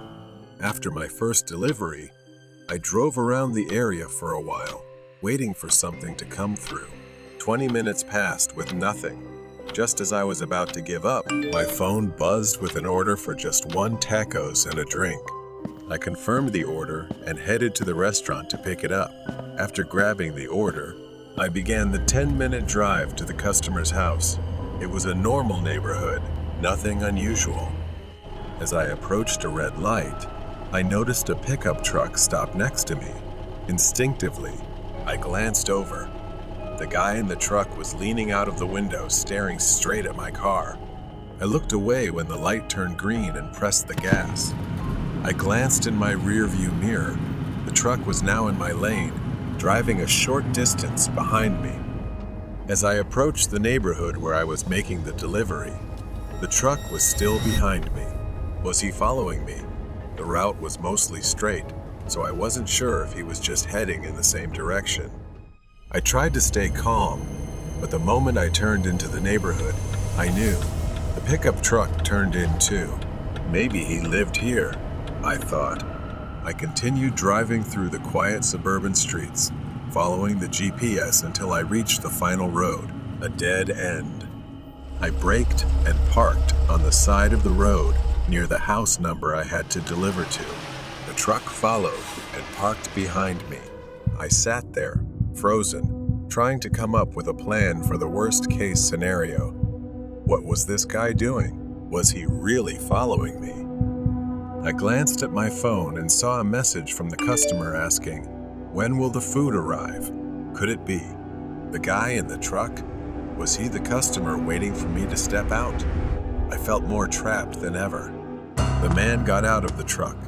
My heart pounded as I watched him slowly approach my car. He stopped right by my trunk, his face partially hidden in the shadows. Then, out of nowhere, he grabbed something like a metal rod and slammed it into my rear windshield. The glass shattered around me. I screamed and, without thinking, instinctively slammed my foot on the gas. The man jumped onto the back of my car, nearly lying flat as he tried to crawl through the shattered window. I swerved sharply, making a U-turn, and felt him fall off the car. My hands trembled as I maneuvered between the trucks. In the rearview mirror, I saw him stumbling in the street as I sped away. My hands shaking, I picked up the phone to call the police. By the time the police arrived, the man had vanished. All they found were shards of glass scattered across the road. They searched the area, but he was gone. I stood staring at the cracks in my shattered windshield, and memories of the terrifying experience replayed in my mind. I was lucky to have escaped, but deep down I still felt uneasy because he was still out there, haunting delivery trip. It's been almost a month since that horrifying night. I haven't driven for the delivery app since then. Every time I think about driving, the echo of shattering glass floods my mind. I try to tell myself it was just an incident, that I was unlucky. There were no witnesses. The police reassured me they'd find him, saying it was probably just a disturbed person trying to scare me. But I couldn't shake the feeling that there had to be some reason he was following me. I decided to try driving again. I needed the money, and I couldn't let fear control my life. I told myself that this time I'd be careful and avoid driving too late at night, and I'd stay away from isolated neighborhoods. As I got into the car, that familiar fear washed over me. My hands were sweaty. I tried to close my eyes, take a deep breath, and turn the key in the ignition. Things started off fine. I was careful and checked my mirrors more frequently. But as the sun set, my phone buzzed with an order that sent a chill down my spine. 1 taco and a drink. A simple order, just like that night. I hesitated, my thumb hovering over the accept button. I figured it was just a coincidence, so I accepted the order. A light drizzle had begun. The drive to Taco felt eerie, as if I was retracing the same steps as that night. I picked up the order and placed it on the passenger seat. As I drove to the delivery address, waves of anxiety hit me. The house was in a different neighborhood, but each turn felt strangely familiar. When I parked at the curb, the hairs on the back of my neck stood up. The headlights of a car behind me suddenly flicked on. I looked, it was a truck, and it looked just like the one from that night. Panic set in as the truck rolled closer, its blinding headlights on full beam. The truck parked right behind me, as if waiting for me to make a move. I tried to text my customer, but I was shaking so badly I couldn't type properly, wasting precious time. Suddenly, a notification popped up on my phone. Customer, when will my order arrive? I couldn't believe it and dropped my phone right then. It was happening again. Could he have been waiting for this moment to get revenge? I couldn't go through this again. I had to act. I pressed the gas, moving my car to another spot. The truck slowed down behind me, its headlights glaring blindingly in my rearview mirror, causing me to squint. Suddenly, the truck surged forward, crashing into the back of my car. The impact jerked me forward, my chest slamming into the steering wheel. Pain shot through my ribs as I gasped, trying to catch my breath. I pressed the gas harder, but the rain had made the road slick, so I had to maintain control to avoid crashing. Panic hit me as he pulled up alongside, rolled down his window, and gave me a sinister smile. Another slam. The back of my car crumpled, and I felt something wet trickling down my head. My head had been injured and was bleeding from the impact against the window when he rammed me again. I braked hard, dazed, my vision blurring from the blood running down my face and the sharp pain in my side. But I couldn't give up. I grabbed my phone and dialed 911 for help. I could see his silhouette through the rain, stepping out of his truck. I refused to give up, flooring the gas and driving blindly. My car slammed into a tree. Desperate to survive, I fumbled for the door handle, trying to get out before he got too close. In the distance, I could hear him screaming angrily. I forced myself to run, sprinting toward the woods at the edge of the road. Suddenly, I tripped. My ankle twisted and sharp pain shot up my leg. I couldn't move. He was almost on top of me, his shadow looming as I tried to crawl toward the edge of the road. I turned to face him. He raised the crowbar high above his head, ready to strike, and I screamed. But then, the sound of police sirens cut through the quiet rain. He froze, trying to run, but it was too late. The police used a taser and tackled him to the ground. He was finally caught. I fainted, slowly losing consciousness. Paramedics loaded me into an ambulance, and a wave of relief washed over me. The nightmare was finally over. Killer in the rain. It's late spring in a rural area with vast stretches of wilderness. My small house stands alone in the vast darkness, surrounded by trees, the type of isolation I always dreamed of before moving here. Here, I can live away from the noise, people, and stress of the city. But tonight, the silence feels different. Heavy rain has been pouring for days. I should have found this isolation peaceful, but tonight, it feels suffocating. I'm sitting on an old couch watching TV and listening to the rain pounding on the roof, a soothing sound that usually makes evenings pass peacefully. I enjoy staying home on rainy weekends like this, far away from the world. Around 6 or 7 in the evening, I suddenly heard a knock at the door. At first, I thought it was the wind, but it wasn't. Another knock, this time louder. I hesitated. Visitors were rare here. It was strange for someone to show up without calling first.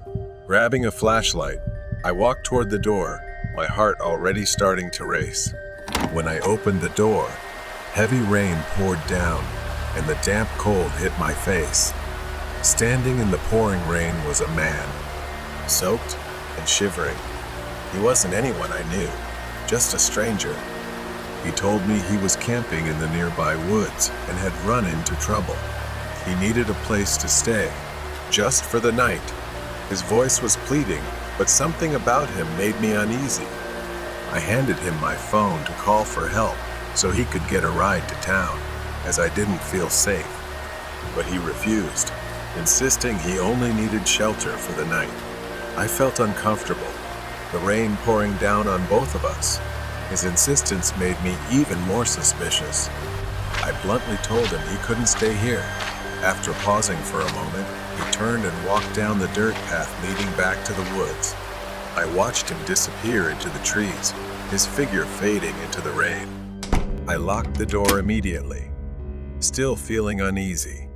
I tried to shake off the strange encounter, telling myself I did the right thing. There was no way to know if he was dangerous, especially in such a remote place. The rain kept falling, and I sat back down on the couch, trying to focus on the TV, but my mind kept drifting back to that knock at the door. After 2 hours, I noticed something, a faint orange light shining through the curtains at the back of the house. I haven't checked the window in a while, but now there's something outside. I stood up and pulled the curtain aside. Through the rain and mist, I saw it far off in the woods behind my house, a small flickering campfire beneath a tree. Despite the heavy rain, the fire was still burning. There was a figure in the rain, but I couldn't make it out. That uneasy feeling turned into fear. Could it be him again? Why had he returned? And what was he doing out there, just standing near my house in the pouring rain?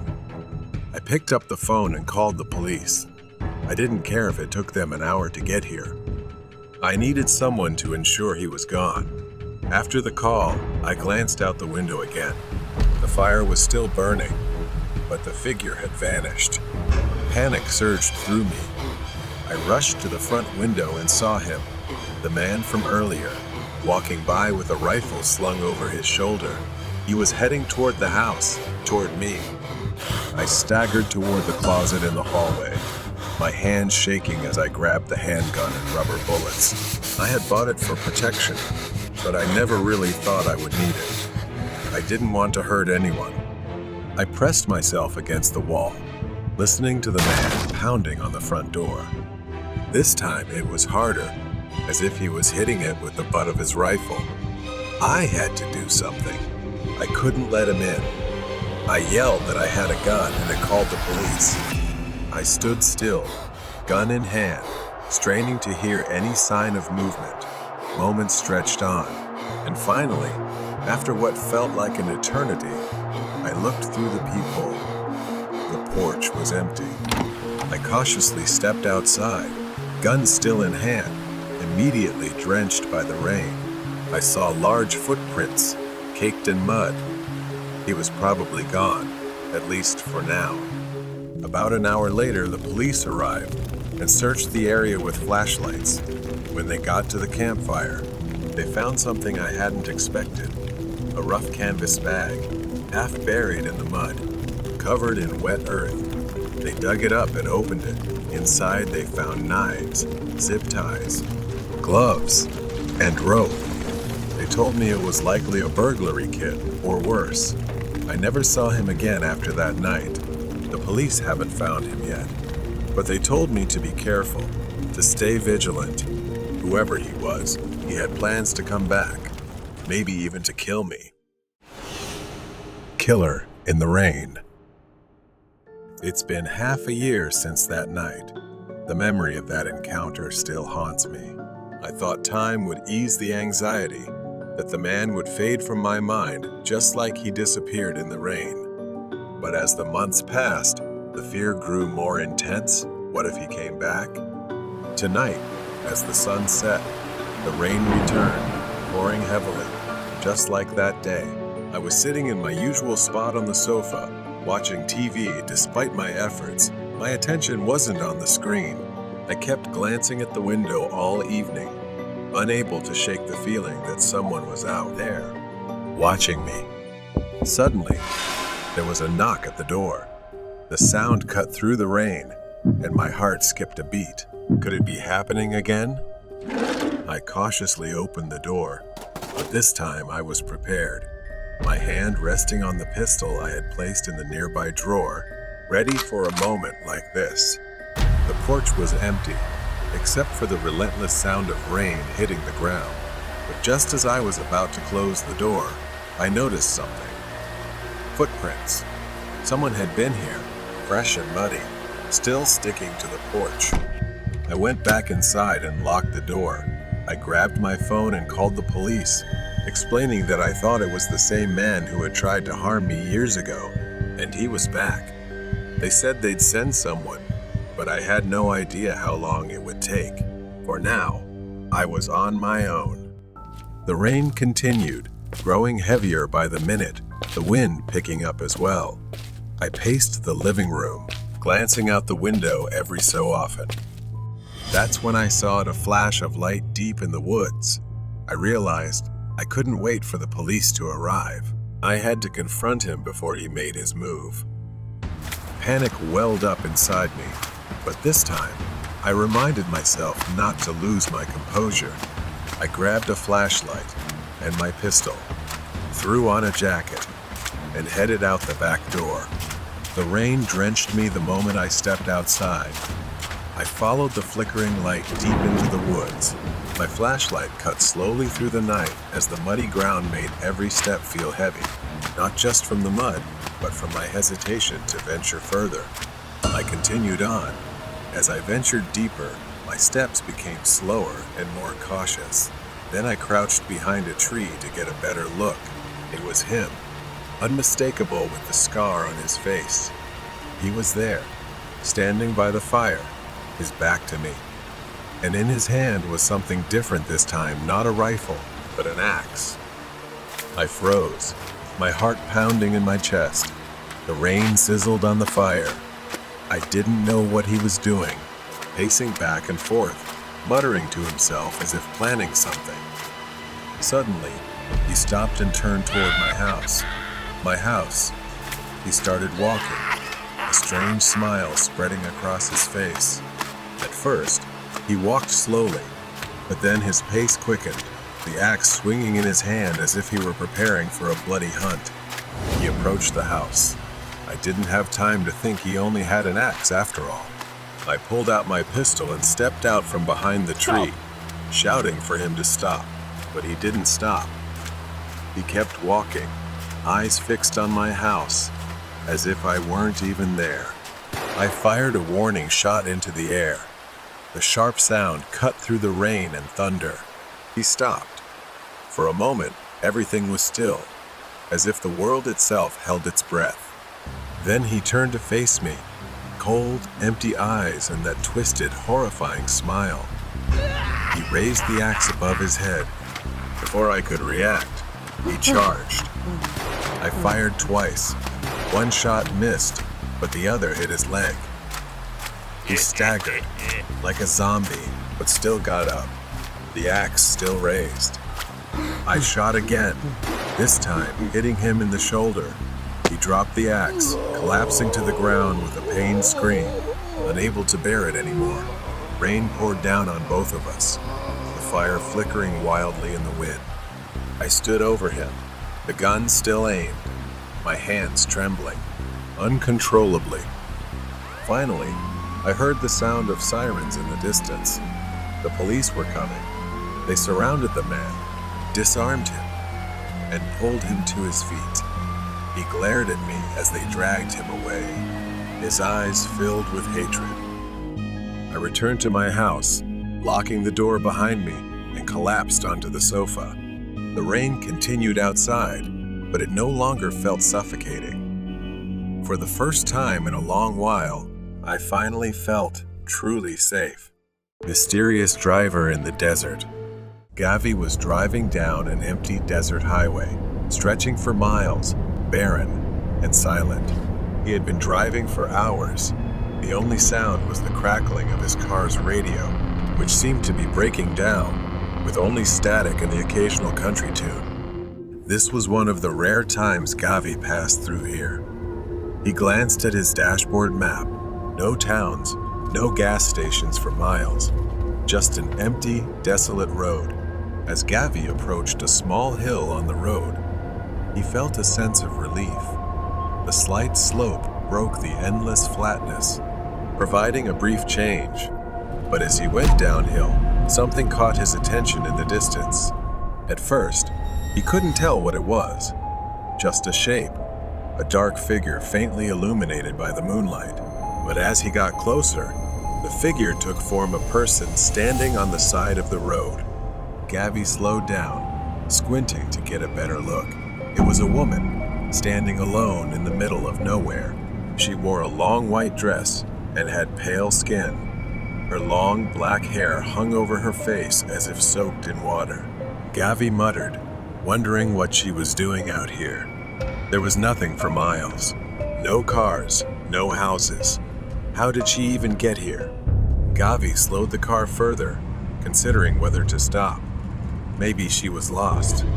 But as he got closer, something sent a chill down his spine. Her hair looked too wet, as if she had just walked out of a rainstorm, even though the desert had been dry for weeks.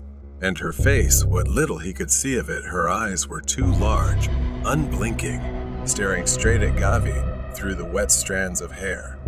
He hit the gas, speeding past her in fear. Even though he tried to convince himself she was just a lost traveler or perhaps a prank, Gavi couldn't shake the feeling that something was very wrong.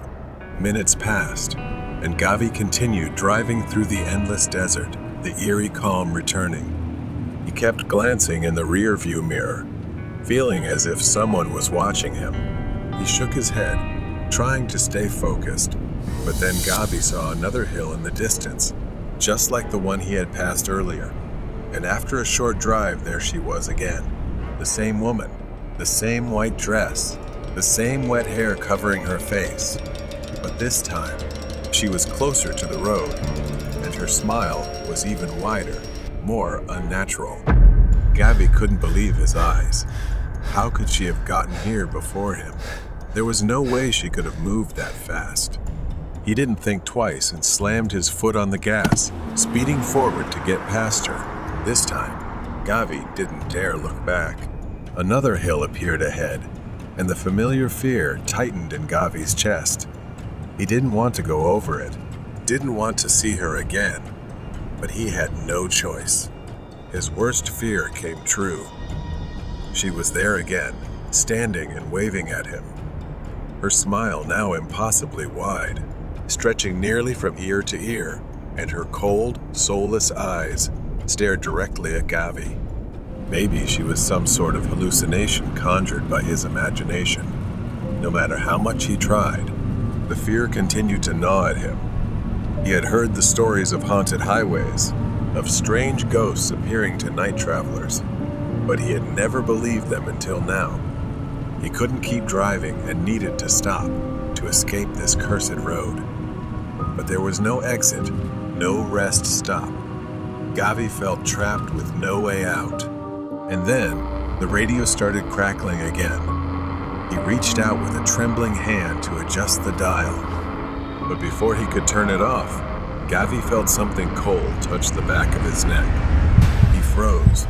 Reaching from behind the driver's seat was a pair of pale white hands. The fingers wrapped around his face, slowly digging their nails into his skin.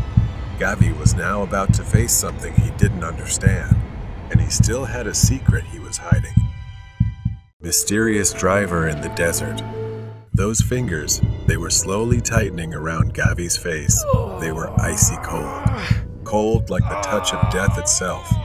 He was frozen in place. Slowly, with fear creeping down his spine, he turned to look. Gavi couldn't see the face those hands belonged to, but he had the sense it was a woman. Was it the woman? The one he'd passed many times on the highway? His mind was flooded with horror. The car swerved violently as the grip on him tightened. The tires screeched against the road. The car was losing control. The car veered off the highway, crashing into the rocky terrain with a sharp, grating sound. The impact was brutal, throwing him against the steering wheel as the airbag deployed. Pain surged through his body. Gavi's head hit the window, and for a moment, everything seemed to blur. Smoke rose from the crumpled hood, the headlights flickering dimly on the dark horizon. Gavi's vision swam as he tried to focus. He was still alive. Gavi could feel blood trickling down one side of his face. His limbs were heavy, weighed down. He tried to move, but his body wouldn't respond. Then, he blacked out. In the distance, a car approached. The officer, a seasoned man who had seen his share of accidents, stepped out of his vehicle, his flashlight cutting through the desert's dark night. The car was a wreck. Twisted metal and shattered glass scattered across the rocky ground. Smoke still rose from the engine. The officer cautiously approached. The officer, Jay, shone his flashlight through the driver's side window. His eyes widened in shock when he saw the body still strapped into the seatbelt. After checking the license plate, he realized it was someone named Gavi. His head was twisted at a strange angle, almost wrenched to the side, and his eyes wouldn't close, wide open as if staring right at me. His face frozen in a horrifying grimace, blood smeared across his skin. But just as Jay started to step back, he heard something. A sound like someone crying, but it was muffled, as if something was blocking their mouth. The sound came from the trunk. At first, it was faint, barely audible. But as Jay leaned in to investigate, it grew louder, more desperate. It was a sobbing, painful cry, like that of a child trapped inside. Panic surged through the officer as he ran to the back of the car. His hands trembled as he fumbled with the trunk latch. Jay's mind raced with questions. Who could be inside? What had happened? 2 cases at once? The trunk lid sprang open. Jay's flashlight illuminated a haunting sight inside the cramped trunk, a little girl. A young girl, bound and gagged. Her wrists and ankles were tied tightly with thick, rough rope, and her mouth was sealed with tape. Tears streamed down her pale face, her eyes wide with fear. Not just that clutched tightly to her chest was a doll. The doll wore a white dress, its skin pale and cracked with age, its face fixed in a disturbingly wide smile. Large, dark eyes stared back, and its long black hair appeared wet, hanging loose. Jay reached out to touch the doll, and then its head moved. The girl sobbed, her body trembling as she clung to the doll. Jay staggered back, the weight of the doll's gaze pressing on him. He turned away, his breath becoming ragged, his heart pounding in his chest. The officer fought back his rising panic. It was just a coincidence, he told himself. He quickly untied the girl and removed the tape from her mouth. She gasped for air, sobbing loudly. Jay reassured the girl and led her to his patrol car. He called for backup.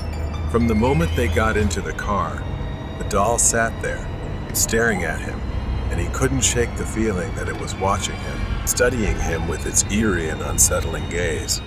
Soon after, backup and paramedics arrived. The girl was taken to the hospital, still clutching the doll, which baffled him. Her small hands clung to it as if it were the only thing tethering her.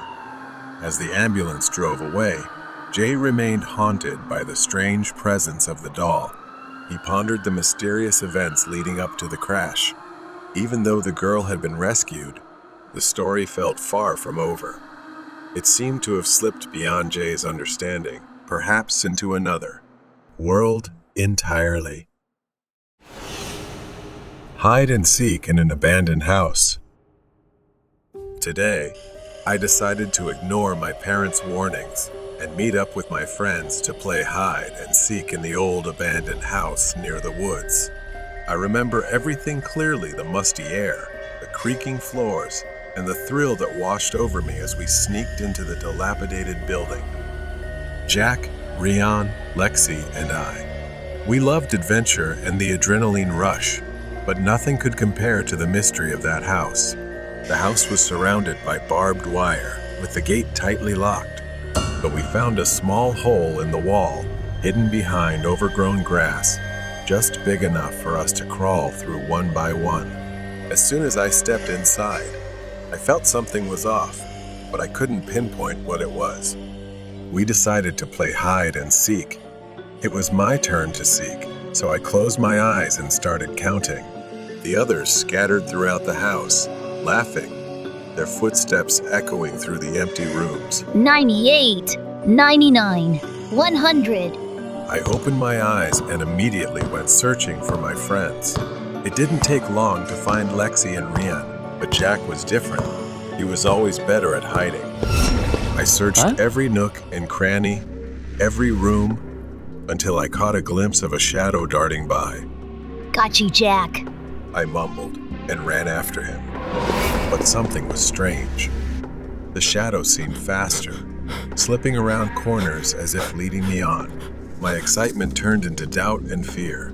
No matter how close I thought I was, the shadow always evaded me, disappearing just as I was about to catch up. Not long after, Jack finally came out of the master bedroom, scratching his head.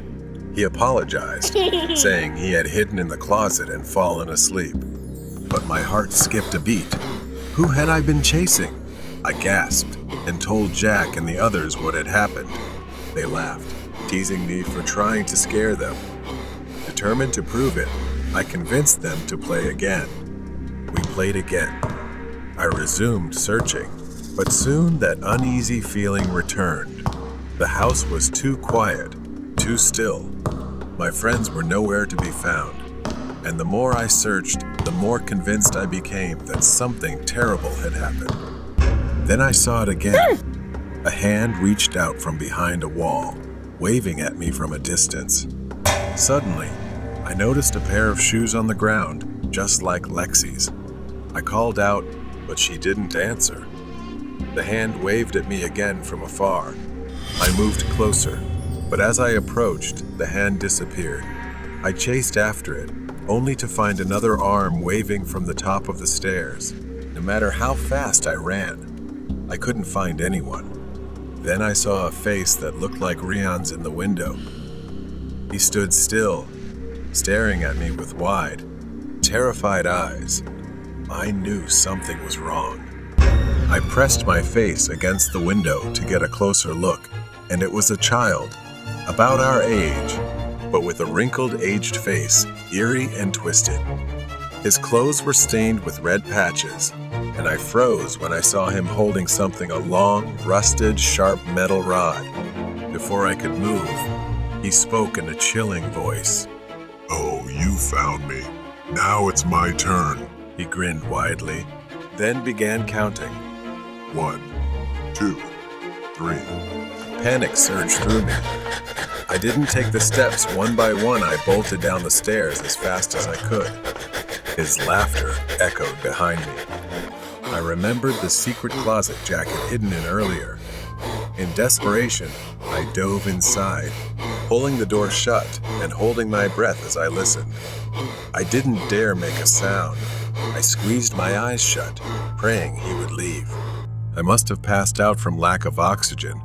When I woke up, I was in the hospital. It turned out my parents and the police had been searching for us all night, and my friends had managed to escape to alert them. Later, we found out that he was the escaped mental patient the police had been searching for. Because he was as short as a child, he had crawled through the hole in the back wall and turned the abandoned house into his temporary hideout. His favorite thing to do was play hide and seek with children, and then harm them in various ways. The most terrifying part, the police still haven't caught him. The crazy man blocked the truck. It was a torrential, rainy day. After finishing a long, exhausting day at work, I drove my old, large truck back home. The windshield wipers battled against the pouring rain, moving in a steady, hypnotic rhythm. The radio crackled faintly, almost drowned out by the sound of rain pounding on the truck's metal body. The road ahead was nearly deserted, a winding path through a remote forest. Tall, ominous trees loomed on both sides, their branches reaching out like twisted, skeletal hands. My hands gripped the steering wheel tightly, my knuckles white from the cold. My eyes were focused on the road, but my gaze was weary, longing to be home soon. As I rounded a bend in the road, my headlights caught a figure standing in the middle of the road. Finding it strange, I drove a short distance further and then pulled over to the side of the road to rest for a moment. From a distance, there was that figure again. The silhouette was of a man, his hair disheveled and soaked by the rain. He stood motionless, his head slightly tilted to one side, staring straight at me with wide, unblinking eyes. His clothes were tattered and drenched, clinging to his gaunt frame. In his hand, he held something long, thin, and menacing under the headlights. My heart raced as I stared at the man, an instinctual sense of danger warning me. The man did not move, did not blink, just stood there, staring. My breath fogged up the window as I pondered what to do, making his already ominous figure appear even more distorted and terrifying. But before I could act, the man suddenly lunged forward, slamming his hand on the hood of the truck. The force of the impact made me jump out of my seat, my heart pounding. The man's face was now just inches from the windshield. His eyes were wild and bloodshot. I recoiled in horror as I realized the object in his hand was a long, sharp needle attached to a syringe filled with a murky yellow liquid. The man's mouth curled into a deranged smile, revealing yellowed and cracked teeth. He lifted the needle, tapping it lightly with his finger as if preparing to use it. He fumbled with the door lock, as if deliberately trying to frighten me. The rain outside seemed to grow louder, darkening the scene with a rising sense of dread. The man moved with terrifying speed. He lunged at the side door, yanking it open with astonishing strength. I could barely think, and there was no time to react before the man lunged at me. The syringe was raised, aimed straight at my neck. I struggled, adrenaline surging through my veins as I tried to push the man away. But his grip was like iron, his strength fueled by madness. My mind was a whirlwind of fear and confusion. Who was this man? What did he want? Why was he doing this? The questions swirled in my head, but there were no answers, only a desperate need to survive. The man giggled, a high-pitched, maniacal sound. The needle inched closer. I twisted and turned, trying to evade it, but the man was relentless. In one final desperate move, I surged with a burst of life. I managed to grab the man's wrist. We wrestled, fighting for control. The man's eyes were wide and wild. His foul breath hit my face in a horrific gust. With gritted teeth, I mustered all my remaining strength and shoved the man back with a powerful force, sending him tumbling backward. The syringe fell to the ground, the needle shattering upon impact, the liquid inside spilling out and mixing with the rain. I slammed the door shut and locked it, breathing heavily, tense with fear. I watched as the man staggered to his feet. He let out a frustrated scream, his voice echoing through the empty forest. I didn't wait to see what he would do next. I quickly shifted the truck into gear and hit the gas, the truck speeding away from the deranged man. Exhausted and shaken from the struggle, I drove in silence, quickly contacting the police about the incident and heading straight to the hospital. The man's wild eyes, his maniacal grin, the syringe filled with that strange liquid, they all haunted my mind. After the police investigated, they finally apprehended him and placed him in custody for psychiatric treatment. It turned out he wasn't just targeting me. He was after others as well, all as part of the twisted pleasure of a deranged mind. Stalker at the bus stop.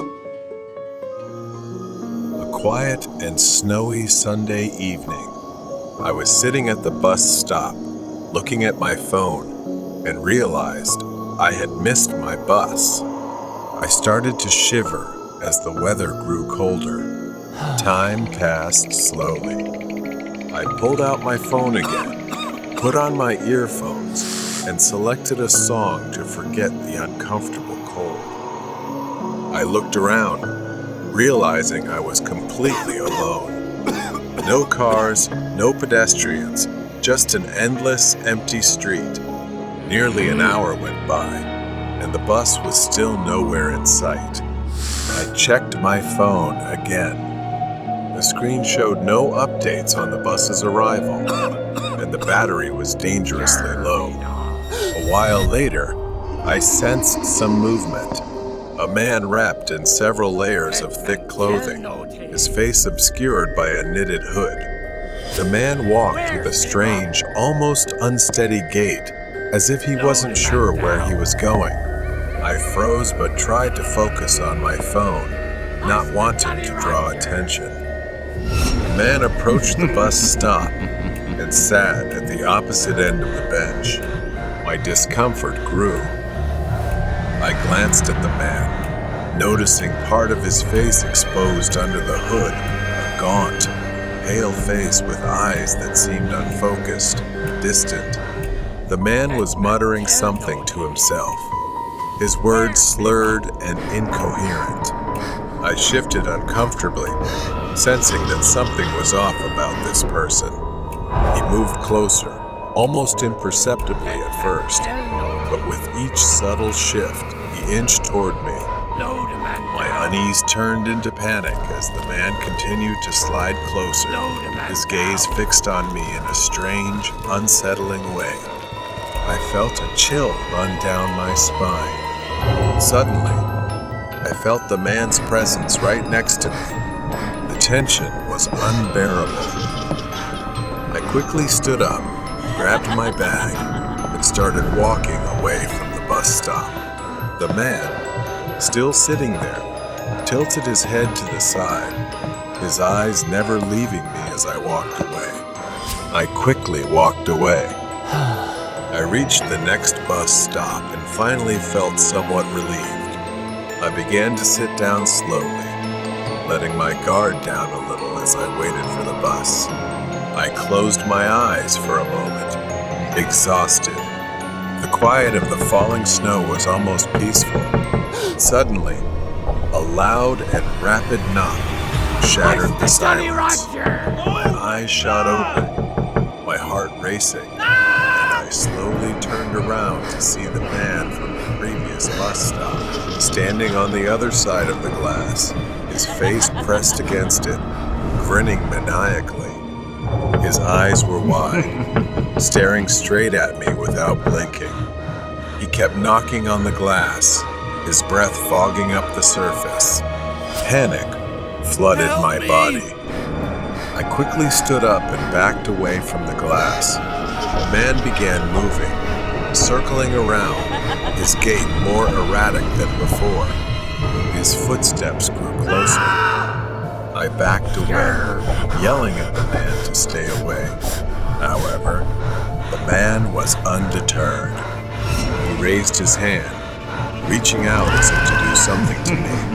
Luckily, I reacted just in time, darting off the sidewalk as the man lunged toward me.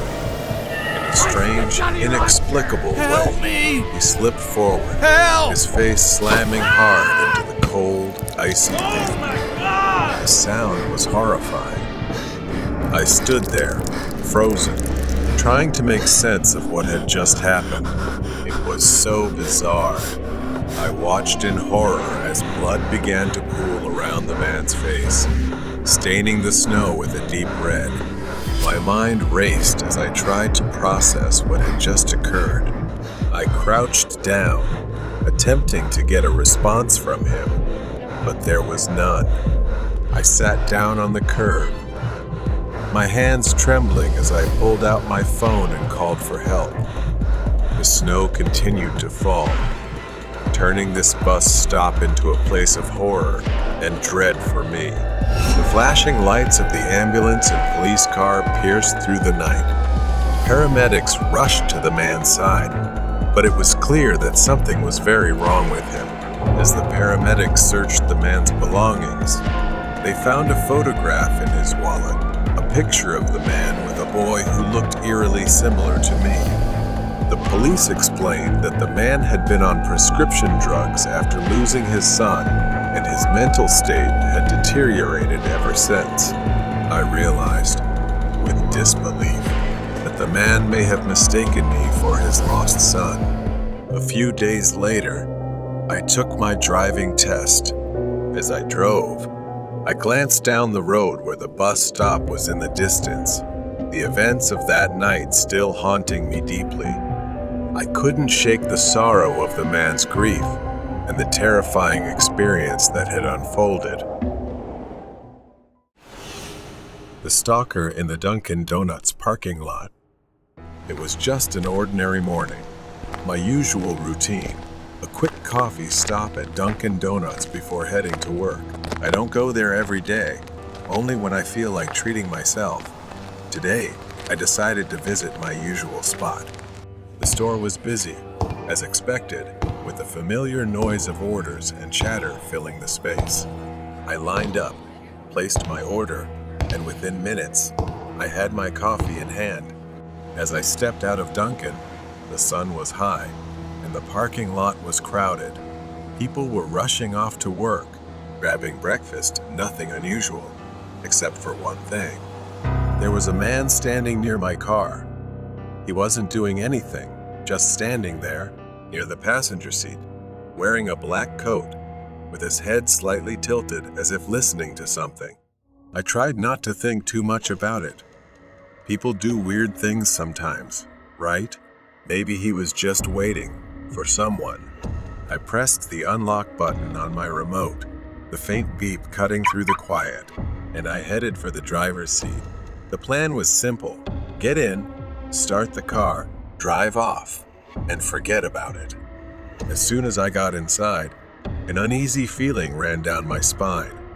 I put the key in the ignition, and just as I was about to start the car, the passenger door opened. The man got in. For a second, I just stared, frozen in disbelief. He didn't look at me. He didn't say a word. He just sat there, staring out the window. My heart raced. I didn't understand what was happening. I turned to him, my voice shaky. "I think you're in the wrong car." Silence. He didn't even acknowledge me. The tension was palpable. I said it again, louder this time. "You're in the wrong car." Still nothing. He just stared out the window, his expression blank, detached. That's when the fear set in. I told him to get out or I'd call the police. My voice was firmer now, desperate. And then it happened. Without warning, he turned toward me, glaring. His hand shot toward the ignition, and before I could react, he grabbed my keys. For a moment, we struggled. He held my keys in a tight grip, and before I knew what was happening, he swung at me, using the keys as a weapon. He swung it toward my face. I dodged, but I knew I had to get out of there. I pushed open the driver's door and bolted. I ran, gasping, panicking, not stopping until I was back inside Dunkin' Donuts. I grabbed my phone and called 911, barely able to explain what had just happened. Through the large glass windows of the store, I saw him driving off in my car, disappearing down the street. The next few minutes were a blur. The police arrived, took my statement, and I filled out a report, my mind still reeling from what had just happened. A few hours later, I received news. The police discovered my car by the woods in an empty state, and no one was in it. But something felt off. Even after I got my car back, the image of him sitting silently in the passenger seat, his vacant expression, lingered in my mind. Who was he? Why had he chosen my car? Weeks had passed since that strange man entered my car, and every visit to Dunkin' Donuts filled me with discomfort. Today was no different. I stood in line, ordered my coffee, and tried to convince myself that everything would be fine, that he wouldn't come back. It was early evening when I grabbed my coffee and stepped outside. I scanned the area, my eyes instantly locking onto a familiar figure standing at the edge of the woods. It was him. This time, he didn't have that vacant look. Instead, he stood there, head tilted, grinning eerily and waving at me as if teasing. A chill ran down my spine. My heart raced in my chest as I hesitated, unsure of what to do. Somehow, he didn't chase after me. Instead, he casually opened the passenger door and sat back inside my car with that same blank expression. This time, he didn't drive away. He just sat there, staring at me through the windshield as if waiting for something. I began to call the police. They arrived within minutes. I stepped aside, watching them cautiously approach the vehicle. The man remained still. He sat there, his emotionless eyes fixed ahead, oblivious to the events unfolding around him. One of the officers commanded him to step out of the car. For a moment, it seemed like he ignored their orders. But then, he slowly turned his head, his expression oddly calm. He opened the door and stepped out of the car, raising his hands as if surrendering. A few hours later, I sat in the police station, recounting the incident as if it was the 100th time. My arm still throbbed with old bandages covering the cuts from the key. They told me he had been arrested, and after taking his fingerprints, they discovered he had a long history of mental illness. His records showed he had been in and out of psychiatric facilities for years, diagnosed with paranoid schizophrenia. His delusions had worsened over time, and it seemed he had fixated on me for reasons no one could explain. They said he saw things, heard voices screaming incoherently when there was nothing around. They believed he couldn't distinguish reality from fantasy. A wave of relief washed over me, but it was mixed with sadness. The man who had terrorized me was not just a criminal, he was sick. His mind had warped reality into something unrecognizable, and I had become part of that nightmare. As I left the police station, I couldn't shake the image of him sitting in my car, staring out the window, detached from the world. He had been arrested, and the officers assured me he would be taken back to a mental facility where he could receive the treatment he desperately needed. But the scars he left, both physical and mental, would take much longer to heal. I stood next to the car, hesitating to open the door, reluctant to sit in the driver's seat where everything had happened. I took a deep breath, forcing myself to unlock the door and get into the driver's seat. I started the engine and drove out of the parking lot, determined to move forward. After all, everything was finally over. Intruder on Halloween. The clock ticks softly, its sound nearly drowned out by the eerie music playing on the TV. Colorful costumes and decorations adorn the walls, remnants of the Halloween festival. Tonight, like every year, I was going trick or treating with my best friend, Casey. Excitement filled the air as we stuffed our bags with candy, the weight of our haul increasing after each house we visited. The streets were filled with laughter and the sound of children running from house to house. As we walked, we noticed a man standing near a lamppost. He wore a mask and held a flickering lantern. His eyes seemed to follow us as we passed by, sending a chill down my spine. I glanced at Casey, and we quickened our pace. We continued our journey, laughing and screaming as we collected treats, but occasionally, I caught a glimpse of the masked man lingering just out of reach. It felt like he was watching us.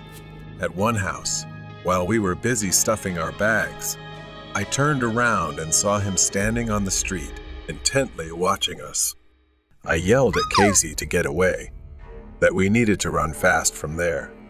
We hurried to the front door of the house we were at and knocked frantically. The homeowner opened the door. We explained that there was a scary man outside. The couple looked worried and ushered us inside for safety as the masked man moved further down the street. After a few minutes, we saw the masked man had left, and we thought we could leave the house now. Just as we thought we had escaped, I spotted him hiding behind a tree, waving at us. Panic flooded me. He only backed away when an adult threatened to call the police. After walking a few more blocks, we crossed a small wooden bridge over the river. The night air was fresh and cool, but a sense of unease washed over me as a black Jeep stopped on the other side. The driver leaned out the window. A spooky man wearing a pumpkin mask called out to us in a gravelly voice. "We need directions," he shouted. I felt a bit suspicious and distrustful of this man, so I declined and we kept moving. The Jeep couldn't cross the bridge, so we had to drive away. But just when we thought we were safe, a long time later, an SUV screeched around the corner of the bridge and stopped right in front of us. The window rolled down, revealing a man who was probably someone else, but he was also wearing the same mask. Then he said, "Get in the car, and they have free bags of candy," the man shouted, his voice filled with manipulation. My heart raced as I glanced at Casey. We turned back to running when I heard the car roar again. The man started to get out of the car.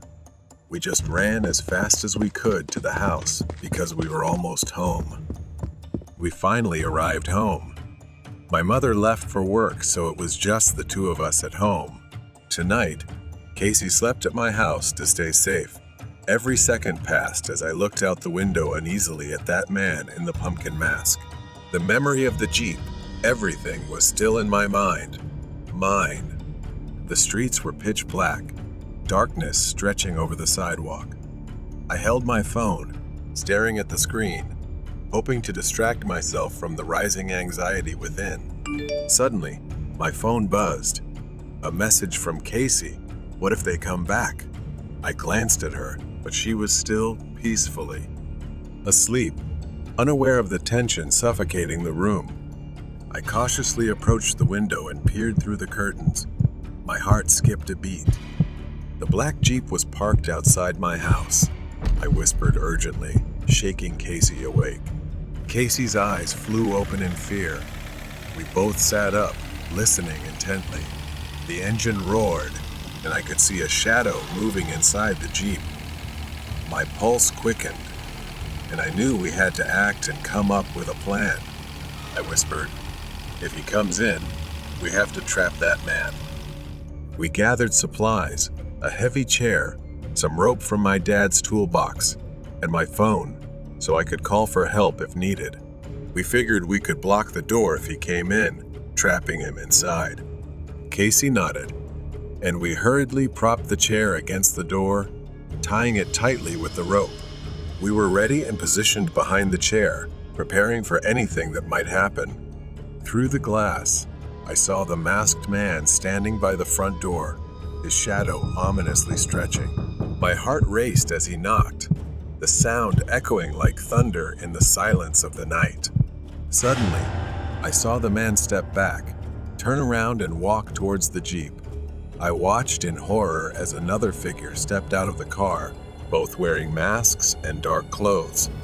My mind is racing now. There are two people, I whispered. Fumbling for my phone, "Casey, we need to call the police." Fear gripped me, knowing our trap might only buy us a little time to escape safely. But before I could dial, I heard footsteps approaching the house. The doorknob rattled, and my heart raced. The masked man yelled something indistinct, and I felt panic rise. "They're trying to get in," I said, gripping Casey's arm tightly. I heard them banging on the door, trying to break it down. The chair held for now, but I knew it wouldn't last long. "Call the police," I shouted, but Casey was frozen in fear, her eyes wide. I took a deep breath and tried to stay calm. I whispered, "We need to run, and when they break in, Casey and I will head for the back door." With a loud crash, the chair toppled over. The door swung open. The masked man charged into the living room, followed by another figure. I slowly crawled toward the door, then grabbed Casey's hand, and we ran toward the back door, quietly escaping the intruders. We bolted out into the backyard and ran toward the fence. Behind us, I heard the men shouting. I shouted for Casey to climb over the fence. I thought we still had hope and needed to seize this chance to try to get over. As things grew urgent, I started to climb up, but unfortunately for me, one of them came outside and managed to grab and pull my leg. I flailed and kicked at his face, but it didn't seem to matter. It didn't faze him at all. I fell painfully to the ground. I looked in agony as Casey cried in fear by the fence on the other side. I screamed for her to run. I would follow, but she seemed too scared, worried for my safety. I lay in pain, watching him grin grotesquely. He taunted me, saying trick or treat, and waved at Casey playfully, enjoying our fear. I reassured myself that I needed to escape and survive. I slowly, secretly grabbed the ice and stood up to answer his question as if I was pretending to play with him. I took candy out of my pocket and said I wouldn't run away. I asked if he wanted a piece of candy. He seemed surprised and didn't notice as I threw the rock at his face. He fell, screaming in pain, and his friend came out from the house, witnessing it. He also yelled in anger. I didn't think much, trying to use the remaining strength to climb over the fence to escape. Just as we were about to escape, I heard the distant sound of a siren. I felt relieved. The police were coming. I headed toward the front yard to meet them. When we reached the front yard, the flashing lights of the police car lit up the street. The officers ran toward us, and I pointed at the men trying to flee back to the Jeep. "They're over there," I shouted, and the police sprang into action, chasing after them. Within minutes, the police had apprehended the masked men. Back inside the house, my mom rushed in, just returning home. She pulled us into a tight hug, relief evident on her face. Casey and I exchanged glances. We were finally safe. My mom made us a cup of hot cocoa, and as I took a sip, I couldn't help but reflect on how quickly everything had turned from a night of fear to a sense of safety. I said, glancing at Casey, "Maybe Halloween isn't so bad after all." The outcome of the Hitchhiker Man. I was working the third shift at a 24/7 diner in a quiet town. Most of our customers were truck drivers and travelers passing through. But the strangest people I've ever met were the drifters, addicts, and hitchhikers. That night started like any other. Carl, the cook, had been working at this place for over 15 years, and he had seen it all. His sharp eyes could spot trouble from a mile away. We were perfectly in sync. I served tables, and he flipped burgers.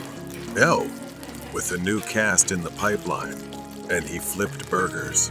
Around 4 a.m., the shift was well underway. The place was completely silent, not a single person in sight. The only sound breaking the silence was the hum of the old refrigerator. Suddenly, the door creaked open. A man stumbled in, clutching his right arm to his chest. He didn't say a word, just shuffled past Carl and me, heading straight to the bathroom. His clothes were torn and filthy, and his face was twisted in pain. Carl and I exchanged glances. We'd seen strange customers before, but there was something off about this guy, more than just a regular drifter. I asked Carl, "Doesn't he look familiar?" After a moment, I remembered. That guy had come in before, begging for food and a ride. We had to kick him out because he was bothering the customers. But now, something had changed. He looked panicked, like he had seen something terrifying. Carl just shook his head, muttering, "Here we go again." I looked at the bathroom door. I didn't want to check on him, but I didn't have much choice. Carl handed me the keys, nodding toward the bathroom. "Go check if he's all right." I knocked on the door, asking if he needed help, but there was no response. I knocked again, harder this time. Still, nothing. I called out, fumbling with the keys. I pushed the door open, saying I was coming in. The bathroom was empty. No trace of the man. No dirt, no blood, nothing. The bathroom was as clean as the night before. I froze at the doorway. "End and year and ye and Andra." I screamed for Carl. He rushed over. I backed away as he pushed past me, staring into the spotless room with wide, disbelieving eyes. We stood behind the counter, both of us trying to make sense of what had just happened. How could he have disappeared? I looked at Carl, but he had the same horrified expression as I did. Then I saw movement near the front window. The man was outside, staring at us. His face was worse than before, bloody, swollen, and his eyes were bleeding. But what froze me in place was how his right hand hung limply at his side, looking like it was about to snap off. His thumb was sticking straight up, unnaturally stiff, as if he was trying to hitch a ride. Before I could grab the phone to call 911, a loud noise echoed from the back of the diner. Carl and I rushed to the back. It was coming from the freezer. Someone was tearing into the food boxes. Carl grabbed a knife from the counter, and we slowly moved in.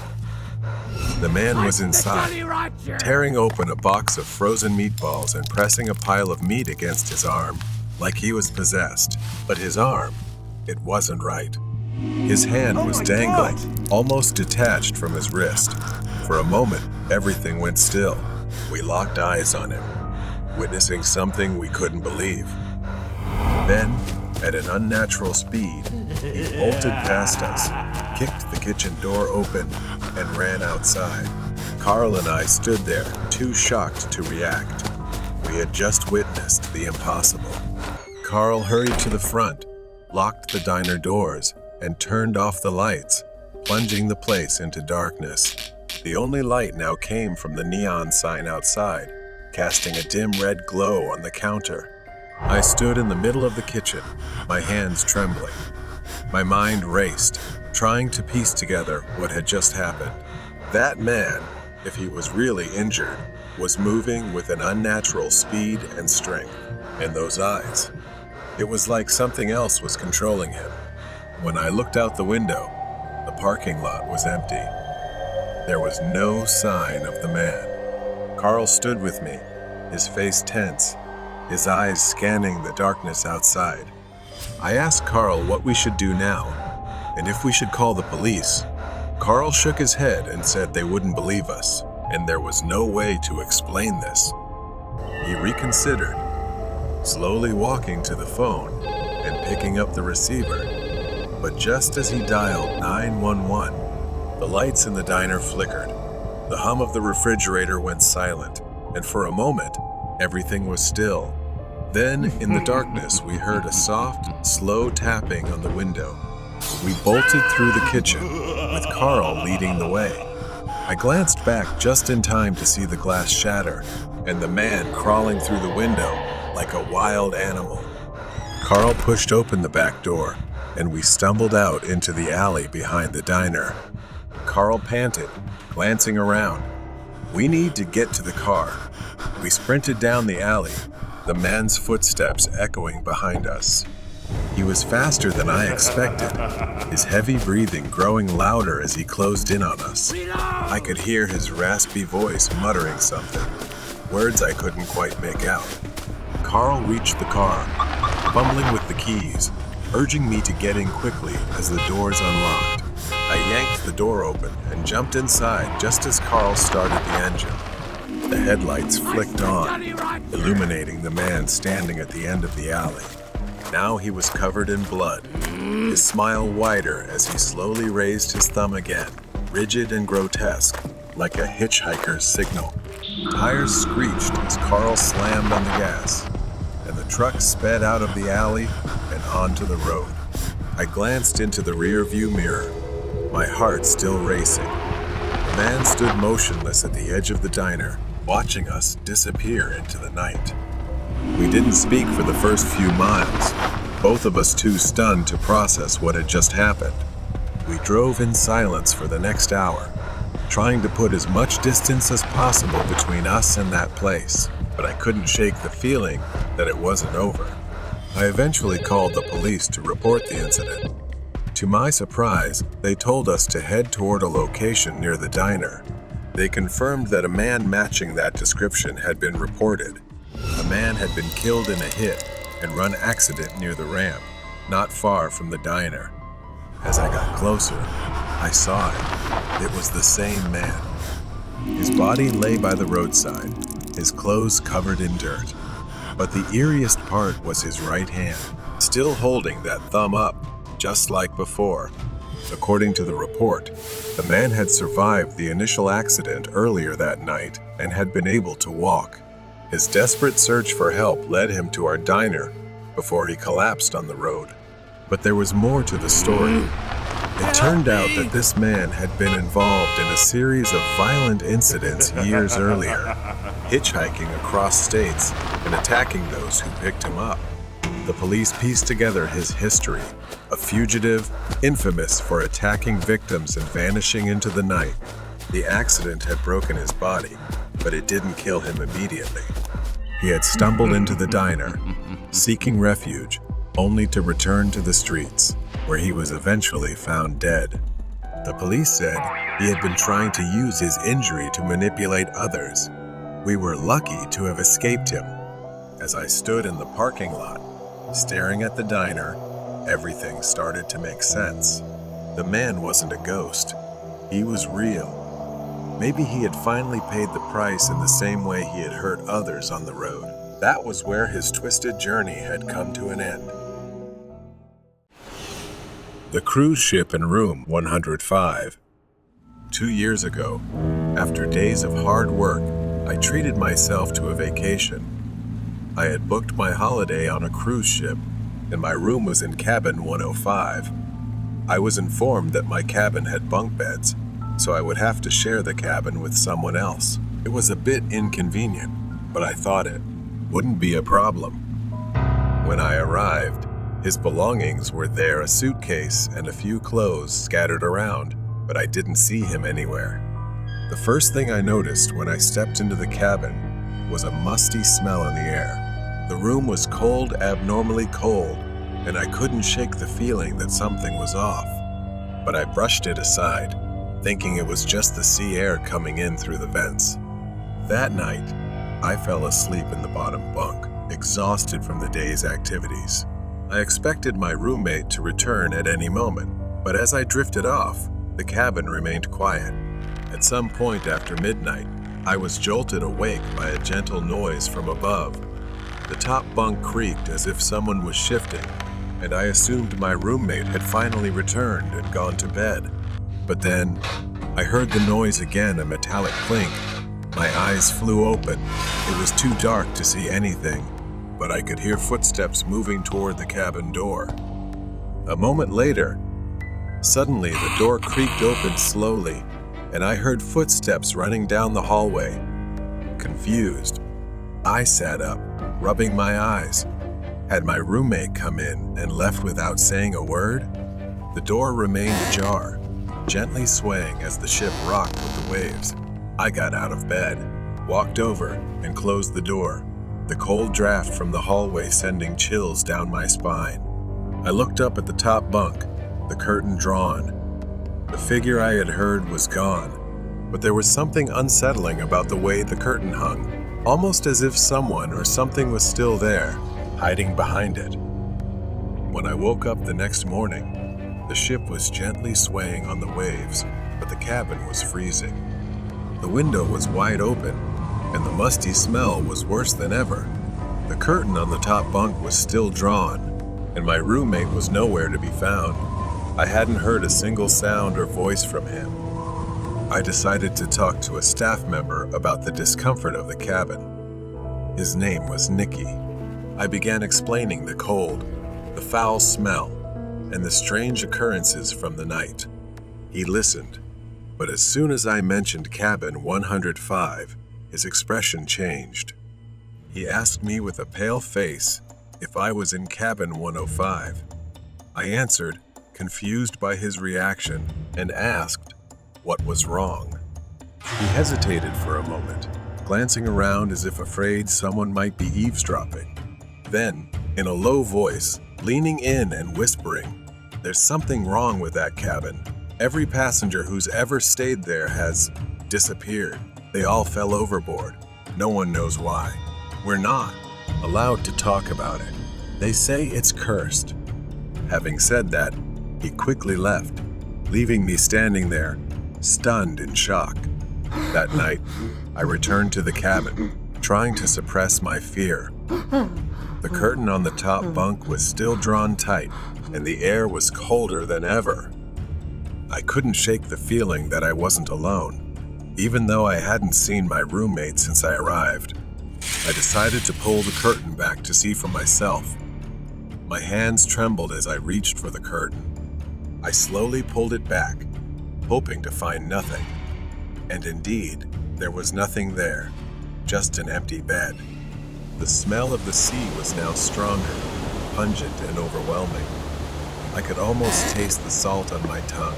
Suddenly, the cabin door creaked open, and a cold gust of wind swept in. The room plunged into darkness as the flickering lights finally went out. My heart raced in my chest, and I heard it again. The sound. It was the sound of gentle footsteps again, but this time, they didn't come from the hallway. They came from the top bunk. I turned around just as I heard the creak that seemed to echo throughout the room. My blood ran cold. I could barely make out the shape of something moving beneath the blanket on the top bunk, writhing like a mass, and I could see the blanket suddenly swell oddly as if something was growing underneath it. I stepped back in fear as a pale, dripping hand slid out from beneath the blanket. It wasn't a human hand. It was swollen, grayish, the fingers puffy and twisted. The smell of rotting seaweed filled the air. I screamed, bolting out of the cabin, not stopping until I reached the deck. The cold night air hit me, and I leaned against the railing, trying to catch my breath. But when I looked up, the sight before me left me breathless. There, on the deck, was the shadow of a man. His body was pale and bloated, his clothes tattered and soaked. His hollow eyes stared at me, empty and soulless. I ran to one of the ship's staff, desperate to tell him what had happened. He listened, his expression serious, as he quietly said, "Cabin 105. I've heard the stories, but no one has ever seen what you have." He suggested that after his shift, he would come to the room with me to prove there was a reasonable explanation. I didn't want to go back, but I had no choice. The ship was full, and there was nowhere else for me to stay. He and I sat in the cabin, the door locked. We searched the room from top to bottom, but found nothing out of the ordinary. We had a glass of whiskey, trying to ease my tension. He began to tell me that the first time this happened was a month ago. The man in that cabin had issues. He had escaped from a mental hospital and booked a ticket for this cruise. They said he jumped overboard to end it all. But every passenger since then has seen something.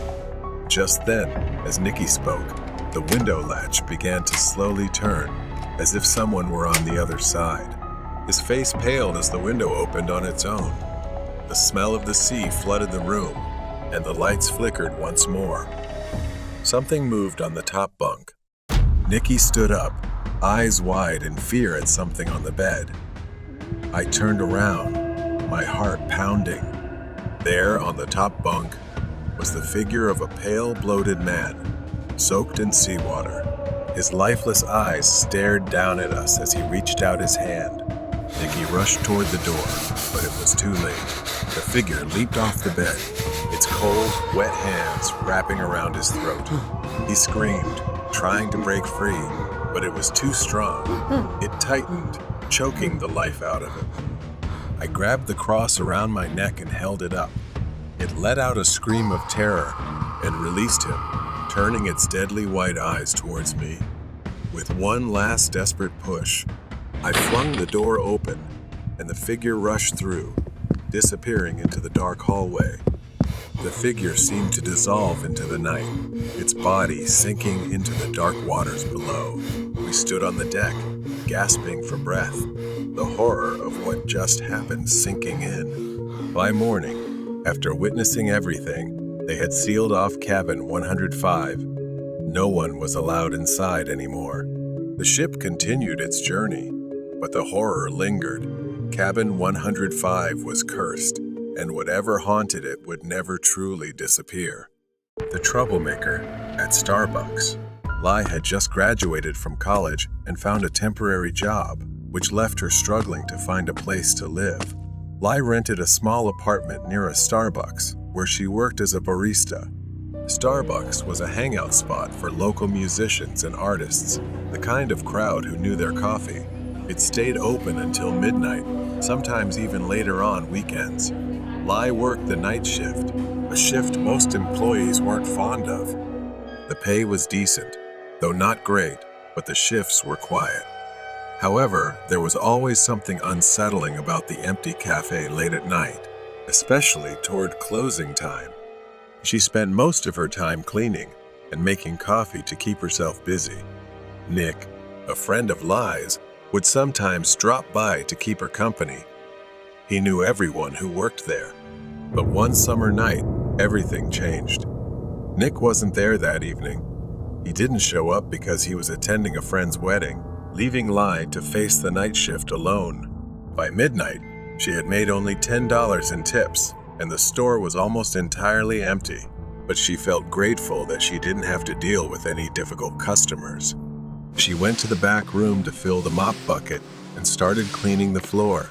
The silence was peaceful, but something felt off. Out of the corner of her eye, she saw a shadow pass by the front window. Lai glanced up, but no one was there. She called out, asking if anyone was there, thinking a customer had come in through the back door, but there was no response. After a moment of hesitation, she shrugged, thinking she had imagined it, and went back to cleaning behind the counter.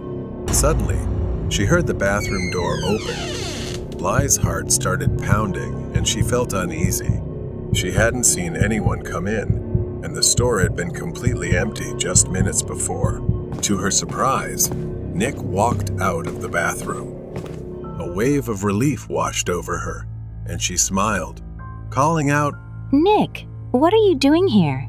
He grinned back at her, saying he had just dropped by after the wedding, but something in his expression had changed. His usual friendly demeanor had turned into something unsettling. She gave an awkward smile, brushing off the strange feeling, and offered him a drink. As she started making an espresso, Lai glanced at him. He was staring at her, his eyes dark and unreadable. Lai tried to act normal and asked him what he was up to. Nick didn't respond. Instead, he pulled something from his pocket, a USB drive. His smile widened as he tossed it onto the counter. She stared at it, confused, asking what it was. Nick leaned in, lowering his voice to a whisper. He said he had recorded something Lai wouldn't want anyone else to see. She didn't understand what he was talking about. He stood up straight, crossing his arms. Nick threatened her about some private conversations she had with her boss. Panic started to rise in her, and she yelled that he was lying. Nick shook his head, his smile never fading. Her mind raced, trying to figure out if he was lying, but the confidence in his voice made it clear that he wasn't. He chuckled softly, stepping closer. He spoke to Lai with crude words. He had initially planned to blackmail her, but now he didn't need to, and he thought it was time for Lai to show some appreciation for all the nights he'd kept her company. A nauseating feeling rose in Lai's throat as she realized what he was implying. She backed away, her heart pounding in her chest, screaming that he was insane and that she hadn't done anything. Nick's smile turned sinister. Her hands trembled, barely able to breathe as she tried to figure out how to escape. The store was closed, and the doors were locked. She was alone with him, and he was moving in, ready to corner her. She backed away and pleaded with him. His expression darkened, saying he had spent too much time helping without getting anything in return. He reached behind his back and pulled out a knife, its blade gleaming in the dim light.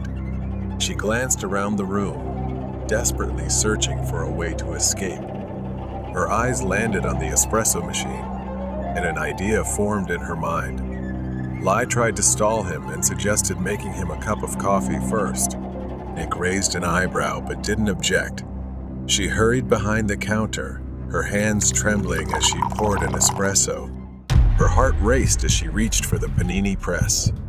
Without warning, Lai grabbed it and swung it at Nick's head with all her strength. The metal struck the side of his skull, and he staggered back, dropping the knife. Blood trickled down his face, and he let out a groan of pain. But the blow wasn't enough to bring him down. She needed to act fast. Lai ran around the counter, her eyes fixed on Nick as he wiped the blood from his face and started moving toward her. She frantically scanned the room for another weapon or an escape. Nick moved slowly, deliberately, as if he knew Lai had nowhere to run. His smile had vanished, replaced by a grim expression. She backed up toward the rear of the cafe, her mind racing to come up with a plan. The mop bucket was still near the back door. If only she could reach it. With trembling hands, she lunged for the mop bucket, grabbed the metal handle and swung it at him. Nick dodged the first blow, but she swung again, striking him in the ribs. He groaned in pain, stumbling backward. She didn't stop. She swung again, this time aiming for his legs. It sent Nick crashing to the ground with a pained yell, clutching his knee. She seized the opportunity and ran for the back door. Lai fumbled with the lock as Nick struggled to get up. She finally managed to open the door and dashed out into the alley behind the store. She kept running, too afraid to look back as she heard Nick's footsteps behind her. He was limping, but he was still chasing her. Lai rounded a corner and spotted a large metal dumpster near the end of the alley. She crouched behind it, holding her breath. Her heart was pounding so fast it felt like it might burst out of her chest. From her hiding spot, she heard Nick stumble into the alley. His breathing was heavy, labored from the pain, and then his bitter voice called out, asking where she was, saying it wasn't over yet. Lai covered her mouth with her hand, trying to stay as silent as possible, not daring to move. Suddenly, she heard a faint sound, the wail of sirens in the distance. Maybe someone had heard the commotion and called the police. Nick began limping back toward the Starbucks, his footsteps growing fainter as he disappeared into the night. Her legs were shaking so much, she could barely stand. She knew she had to leave before he came back. As she stumbled onto the street, she saw the flashing lights of a police car approaching. Lai felt a wave of relief and waved for help. A short time later, Lai was brought to the interrogation room at the police station. The officers came in and told her that Nick had been arrested. He had been hiding in the cafe, trying to erase the security footage. The relief was immense. It was finally over. Nick had been arrested, and the evidence against him was undeniable. He would be charged with multiple crimes, including assault and attempted blackmail. The nightmare was over, and Nick would pay for everything he had done. The House of the Lost Child. It was 2006 when my family moved into this house. My parents decided to quit their jobs and start anew in the countryside. I was just a child then. But something about this house struck me immediately. The first thing I noticed when we moved in was the stairs. Every time I passed by, I would see a shadow silently moving up and down. It never frightened me. In fact, it felt oddly familiar. I was 6 years old, but I could always see things that others couldn't, and this house was no exception. I didn't tell my parents right away, not because I was scared, but because I felt that presence meant us no harm. Still, I was very afraid of the dark. My room was upstairs while the bathroom was downstairs. Every night, before going to bed, I would use the bathroom to avoid facing the fear of going down the stairs alone at night. But one night, my mother's voice woke me. She called out to me, angrily and irritably, telling me to come downstairs and not to run around anymore. I sat up in bed, confused. I hadn't run at all. In the following days, I kept experiencing similar incidents. My mother often scolded me for running around the house, accusing me of mischief. I had told her many times that I hadn't done it, but she never believed me. Then one night, the power went out, and we were almost engulfed in darkness, lit only by a few flickering candles in the living room. As we sat together, I saw it again, a shadow. It swayed back and forth, hovering over the sofa. My mother didn't see it, but I did. That presence was very strong but had no malice. That night, as we lay in bed, my mother and I heard a voice, soft yet clear as day. "Mom, where are you? I'm cold." That voice belonged to a child, and it came from just outside our bedroom. My mother looked at me, eyes wide with fear. As I grew older, I began to understand that the shadow wasn't there to harm us. It wasn't a ghost trying to scare us, but a lost child searching for something. The more I thought about it, the more I realized that spirit was looking for its mother. I had a friend who could sense things like I could, and they suggested that I tell the spirit to move on. So one quiet afternoon, I stood in the living room and said to the air, "I believe your mother loves you very much. You can move on. It's time to go to a happier place." The house felt different afterward. The shadow disappeared. The footsteps stopped. No more voices at night. I thought that the spirit had finally found peace, or perhaps it needed to validate something because it had been left here and unable to move on in this house. In 2018, my aunt, Tita, who had worked abroad, returned home to retire. One evening, we sat together in the living room, sharing stories. We talked about the strange occurrences that had taken place in the house over the years. I told her about that spirit, about how my mother had once mistaken it for me because it looked like a small child. I explained how I had ultimately helped it move on. As I was speaking, I noticed something. Tita, she's crying. She started telling me a story I had never heard before. Long before I was born, my grandmother, she was pregnant with Aunt Tita. Not long after that, there was a baby boy. She named her son Angelo. Suddenly one day, Grandma left and didn't come back. At that time, Aunt and Angelo were too young to know what to do in this remote suburb. So, Angelo lay on the sofa. The boy was sick and passed away in his sleep while clutching a small glass jar that his mother had given him. He was only about 3 to 4 years old. At that time, my aunt was too young to understand what was happening and thought her brother was just sleeping until one day a neighbor came and took the boy to a small coffin and buried him. Our new house sits on this land. Perhaps the boy could not move on because he was waiting and didn't know when his mother would return. Sometime later, my aunt, the boy's sister, passed away just after we talked about him. Now, standing in front of the house, I can't shake the feeling that something has changed. Then came the unmistakable sound of soft footsteps. They echoed from the hallway behind me, moving toward the stairs. I turned around, breath caught in my throat. The shadow had returned. As I climbed the stairs, I saw the shadow standing right above and sliding into my bedroom.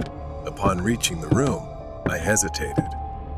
My hand hovered over the doorknob, and just as I was about to turn it, I heard, "Mom, where are you?" I slowly pushed the door open, the creaking hinges filling the silent house. The room was bathed in the faint light of the moon filtering through the window, casting a cold glow over everything. My heart skipped a beat as I saw Angelo. This time, he was not just a shadow. He stood in the middle of the room, a small, frail figure, unmistakably a child. His head was bowed down. Then slowly, Angelo lifted his head, and for the first time, I saw his face. A face with deep-set eyes filled with sorrow. His mouth opened, and in a voice that sent chills down my spine, he whispered, "Mom, where is she?" I wanted to tell him, to explain that she had passed away. But before I could say anything, he raised a small glass jar, looking at it as if it held an ominous energy imprisoning his soul. Angelo stood still, clutching the jar, looking at me with hollow eyes. I had to do something. I couldn't let Angelo remain trapped forever. I took a deep breath, my voice trembling as I finally spoke to Angelo, telling him that his mother was no longer here. I told him to always believe that she loved him, so I urged him to move on. For a moment, Angelo's expression softened, but then he tightened his grip on the jar. His voice rang out again, firm and more desperate. "Where is my mom? I want to see her." As if he didn't believe the words I was saying, tears welled up in my eyes as I realized there were no words that could satisfy him. He wasn't just seeking peace. He wanted his mother, and nothing else mattered more than that. I could feel the air shift, the temperature drop, and for the first time in years, I felt fear. I couldn't let him stay. I had to help him find peace. Without thinking, I stepped toward him, my hands trembling. "Angelo, I can help you find her. But first, you need to let go, to release everything." His gaze shifted from the jar to me, his hollow eyes filled with confusion and longing. Slowly, very slowly, he began to loosen his grip on the jar. As it fell from his hand and shattered on the floor, the room went silent. Angelo's figure began to fade, dissolving into the moonlight. Before he disappeared completely, I heard his voice one last time, soft, almost a whisper. "Thank you." I stood outside the house. The weight that had burdened it for years was gone. Angelo was finally free. The feeling of guilt lingered, but I knew I had finally helped him find the peace he had been searching for all these years. The love his mother had for him, the love that had anchored Angelo to this world, had freed him. Perhaps he was beginning to understand the painful truths that even I never wanted to hear. He would likely continue his journey to find his mother in another world where he truly belonged. I looked back at the house one last time. It no longer felt haunted. Now, it was just a house, quiet and still. Angelo had gone, but he left behind something much more enduring. It was a son's love for his mother, transcending the boundaries of life and death. The House of the Lost Child. It was 2006 when my family moved into this house. My parents decided to quit their jobs and start anew in the countryside. I was just a child then. But something about this house struck me immediately. The first thing I noticed when we moved in was the stairs. Every time I passed by, I would see a shadow silently moving up and down. It never frightened me. In fact, it felt oddly familiar. I was 6 years old, but I could always see things that others couldn't, and this house was no exception. I didn't tell my parents right away, not because I was scared, but because I felt that presence meant us no harm. Still, I was very afraid of the dark. My room was upstairs while the bathroom was downstairs. Every night, before going to bed, I would use the bathroom to avoid facing the fear of going down the stairs alone at night. But one night, my mother's voice woke me. She called out to me, angrily and irritably, telling me to come downstairs and not to run around anymore. I sat up in bed, confused. I hadn't run at all. In the following days, I kept experiencing similar incidents. My mother often scolded me for running around the house, accusing me of mischief. I had told her many times that I hadn't done it, but she never believed me. Then one night, the power went out, and we were almost engulfed in darkness, lit only by a few flickering candles in the living room. As we sat together, I saw it again, a shadow. It swayed back and forth, hovering over the sofa. My mother didn't see it, but I did. That presence was very strong but had no malice. That night, as we lay in bed, my mother and I heard a voice, soft yet clear as day. "Mom, where are you? I'm cold." That voice belonged to a child, and it came from just outside our bedroom. My mother looked at me, eyes wide with fear. As I grew older, I began to understand that the shadow wasn't there to harm us. It wasn't a ghost trying to scare us, but a lost child searching for something. The more I thought about it, the more I realized that spirit was looking for its mother.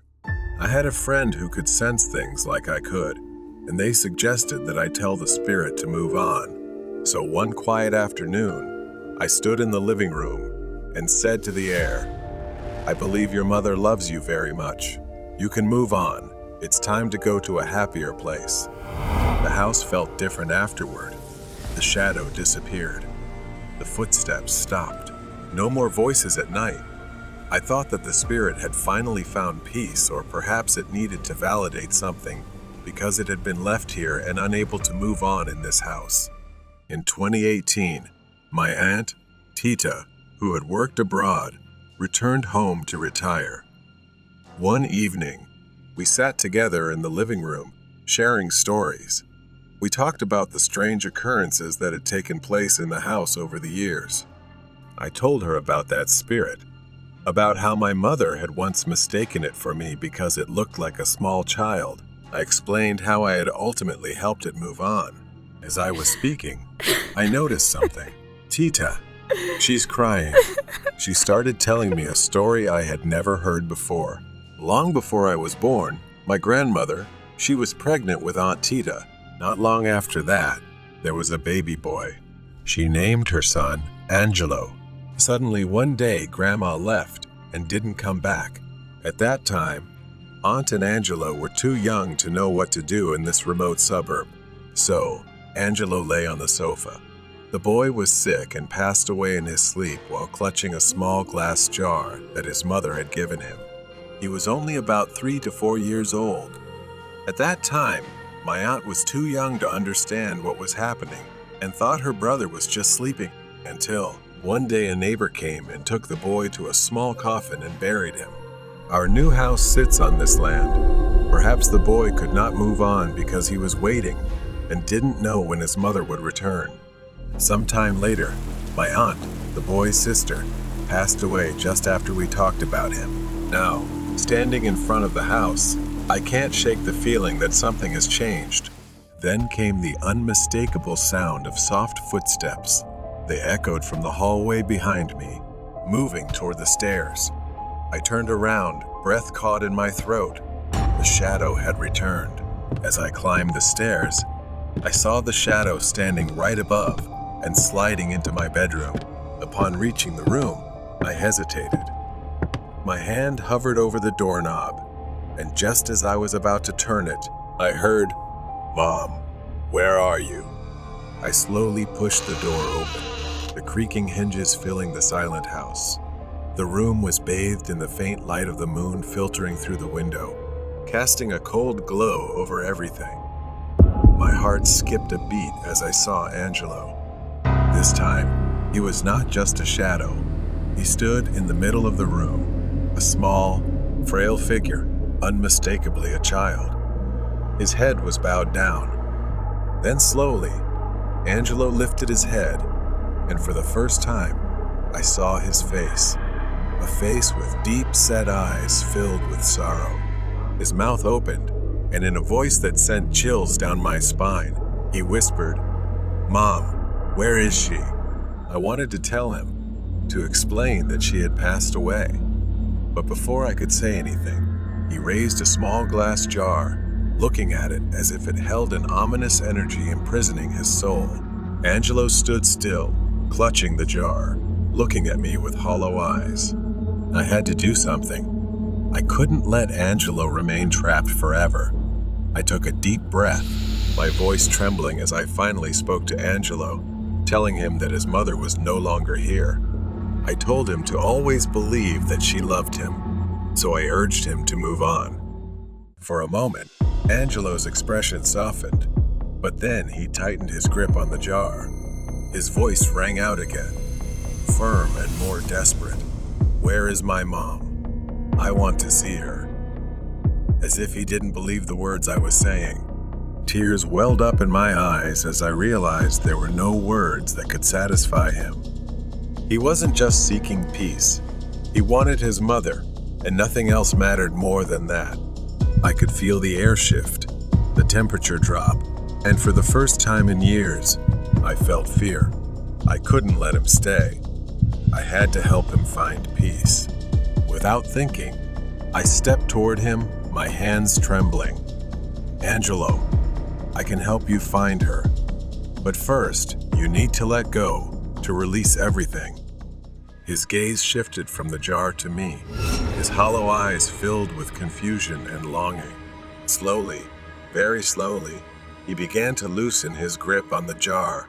As it fell from his hand and shattered on the floor, the room went silent. Angelo's figure began to fade, dissolving into the moonlight.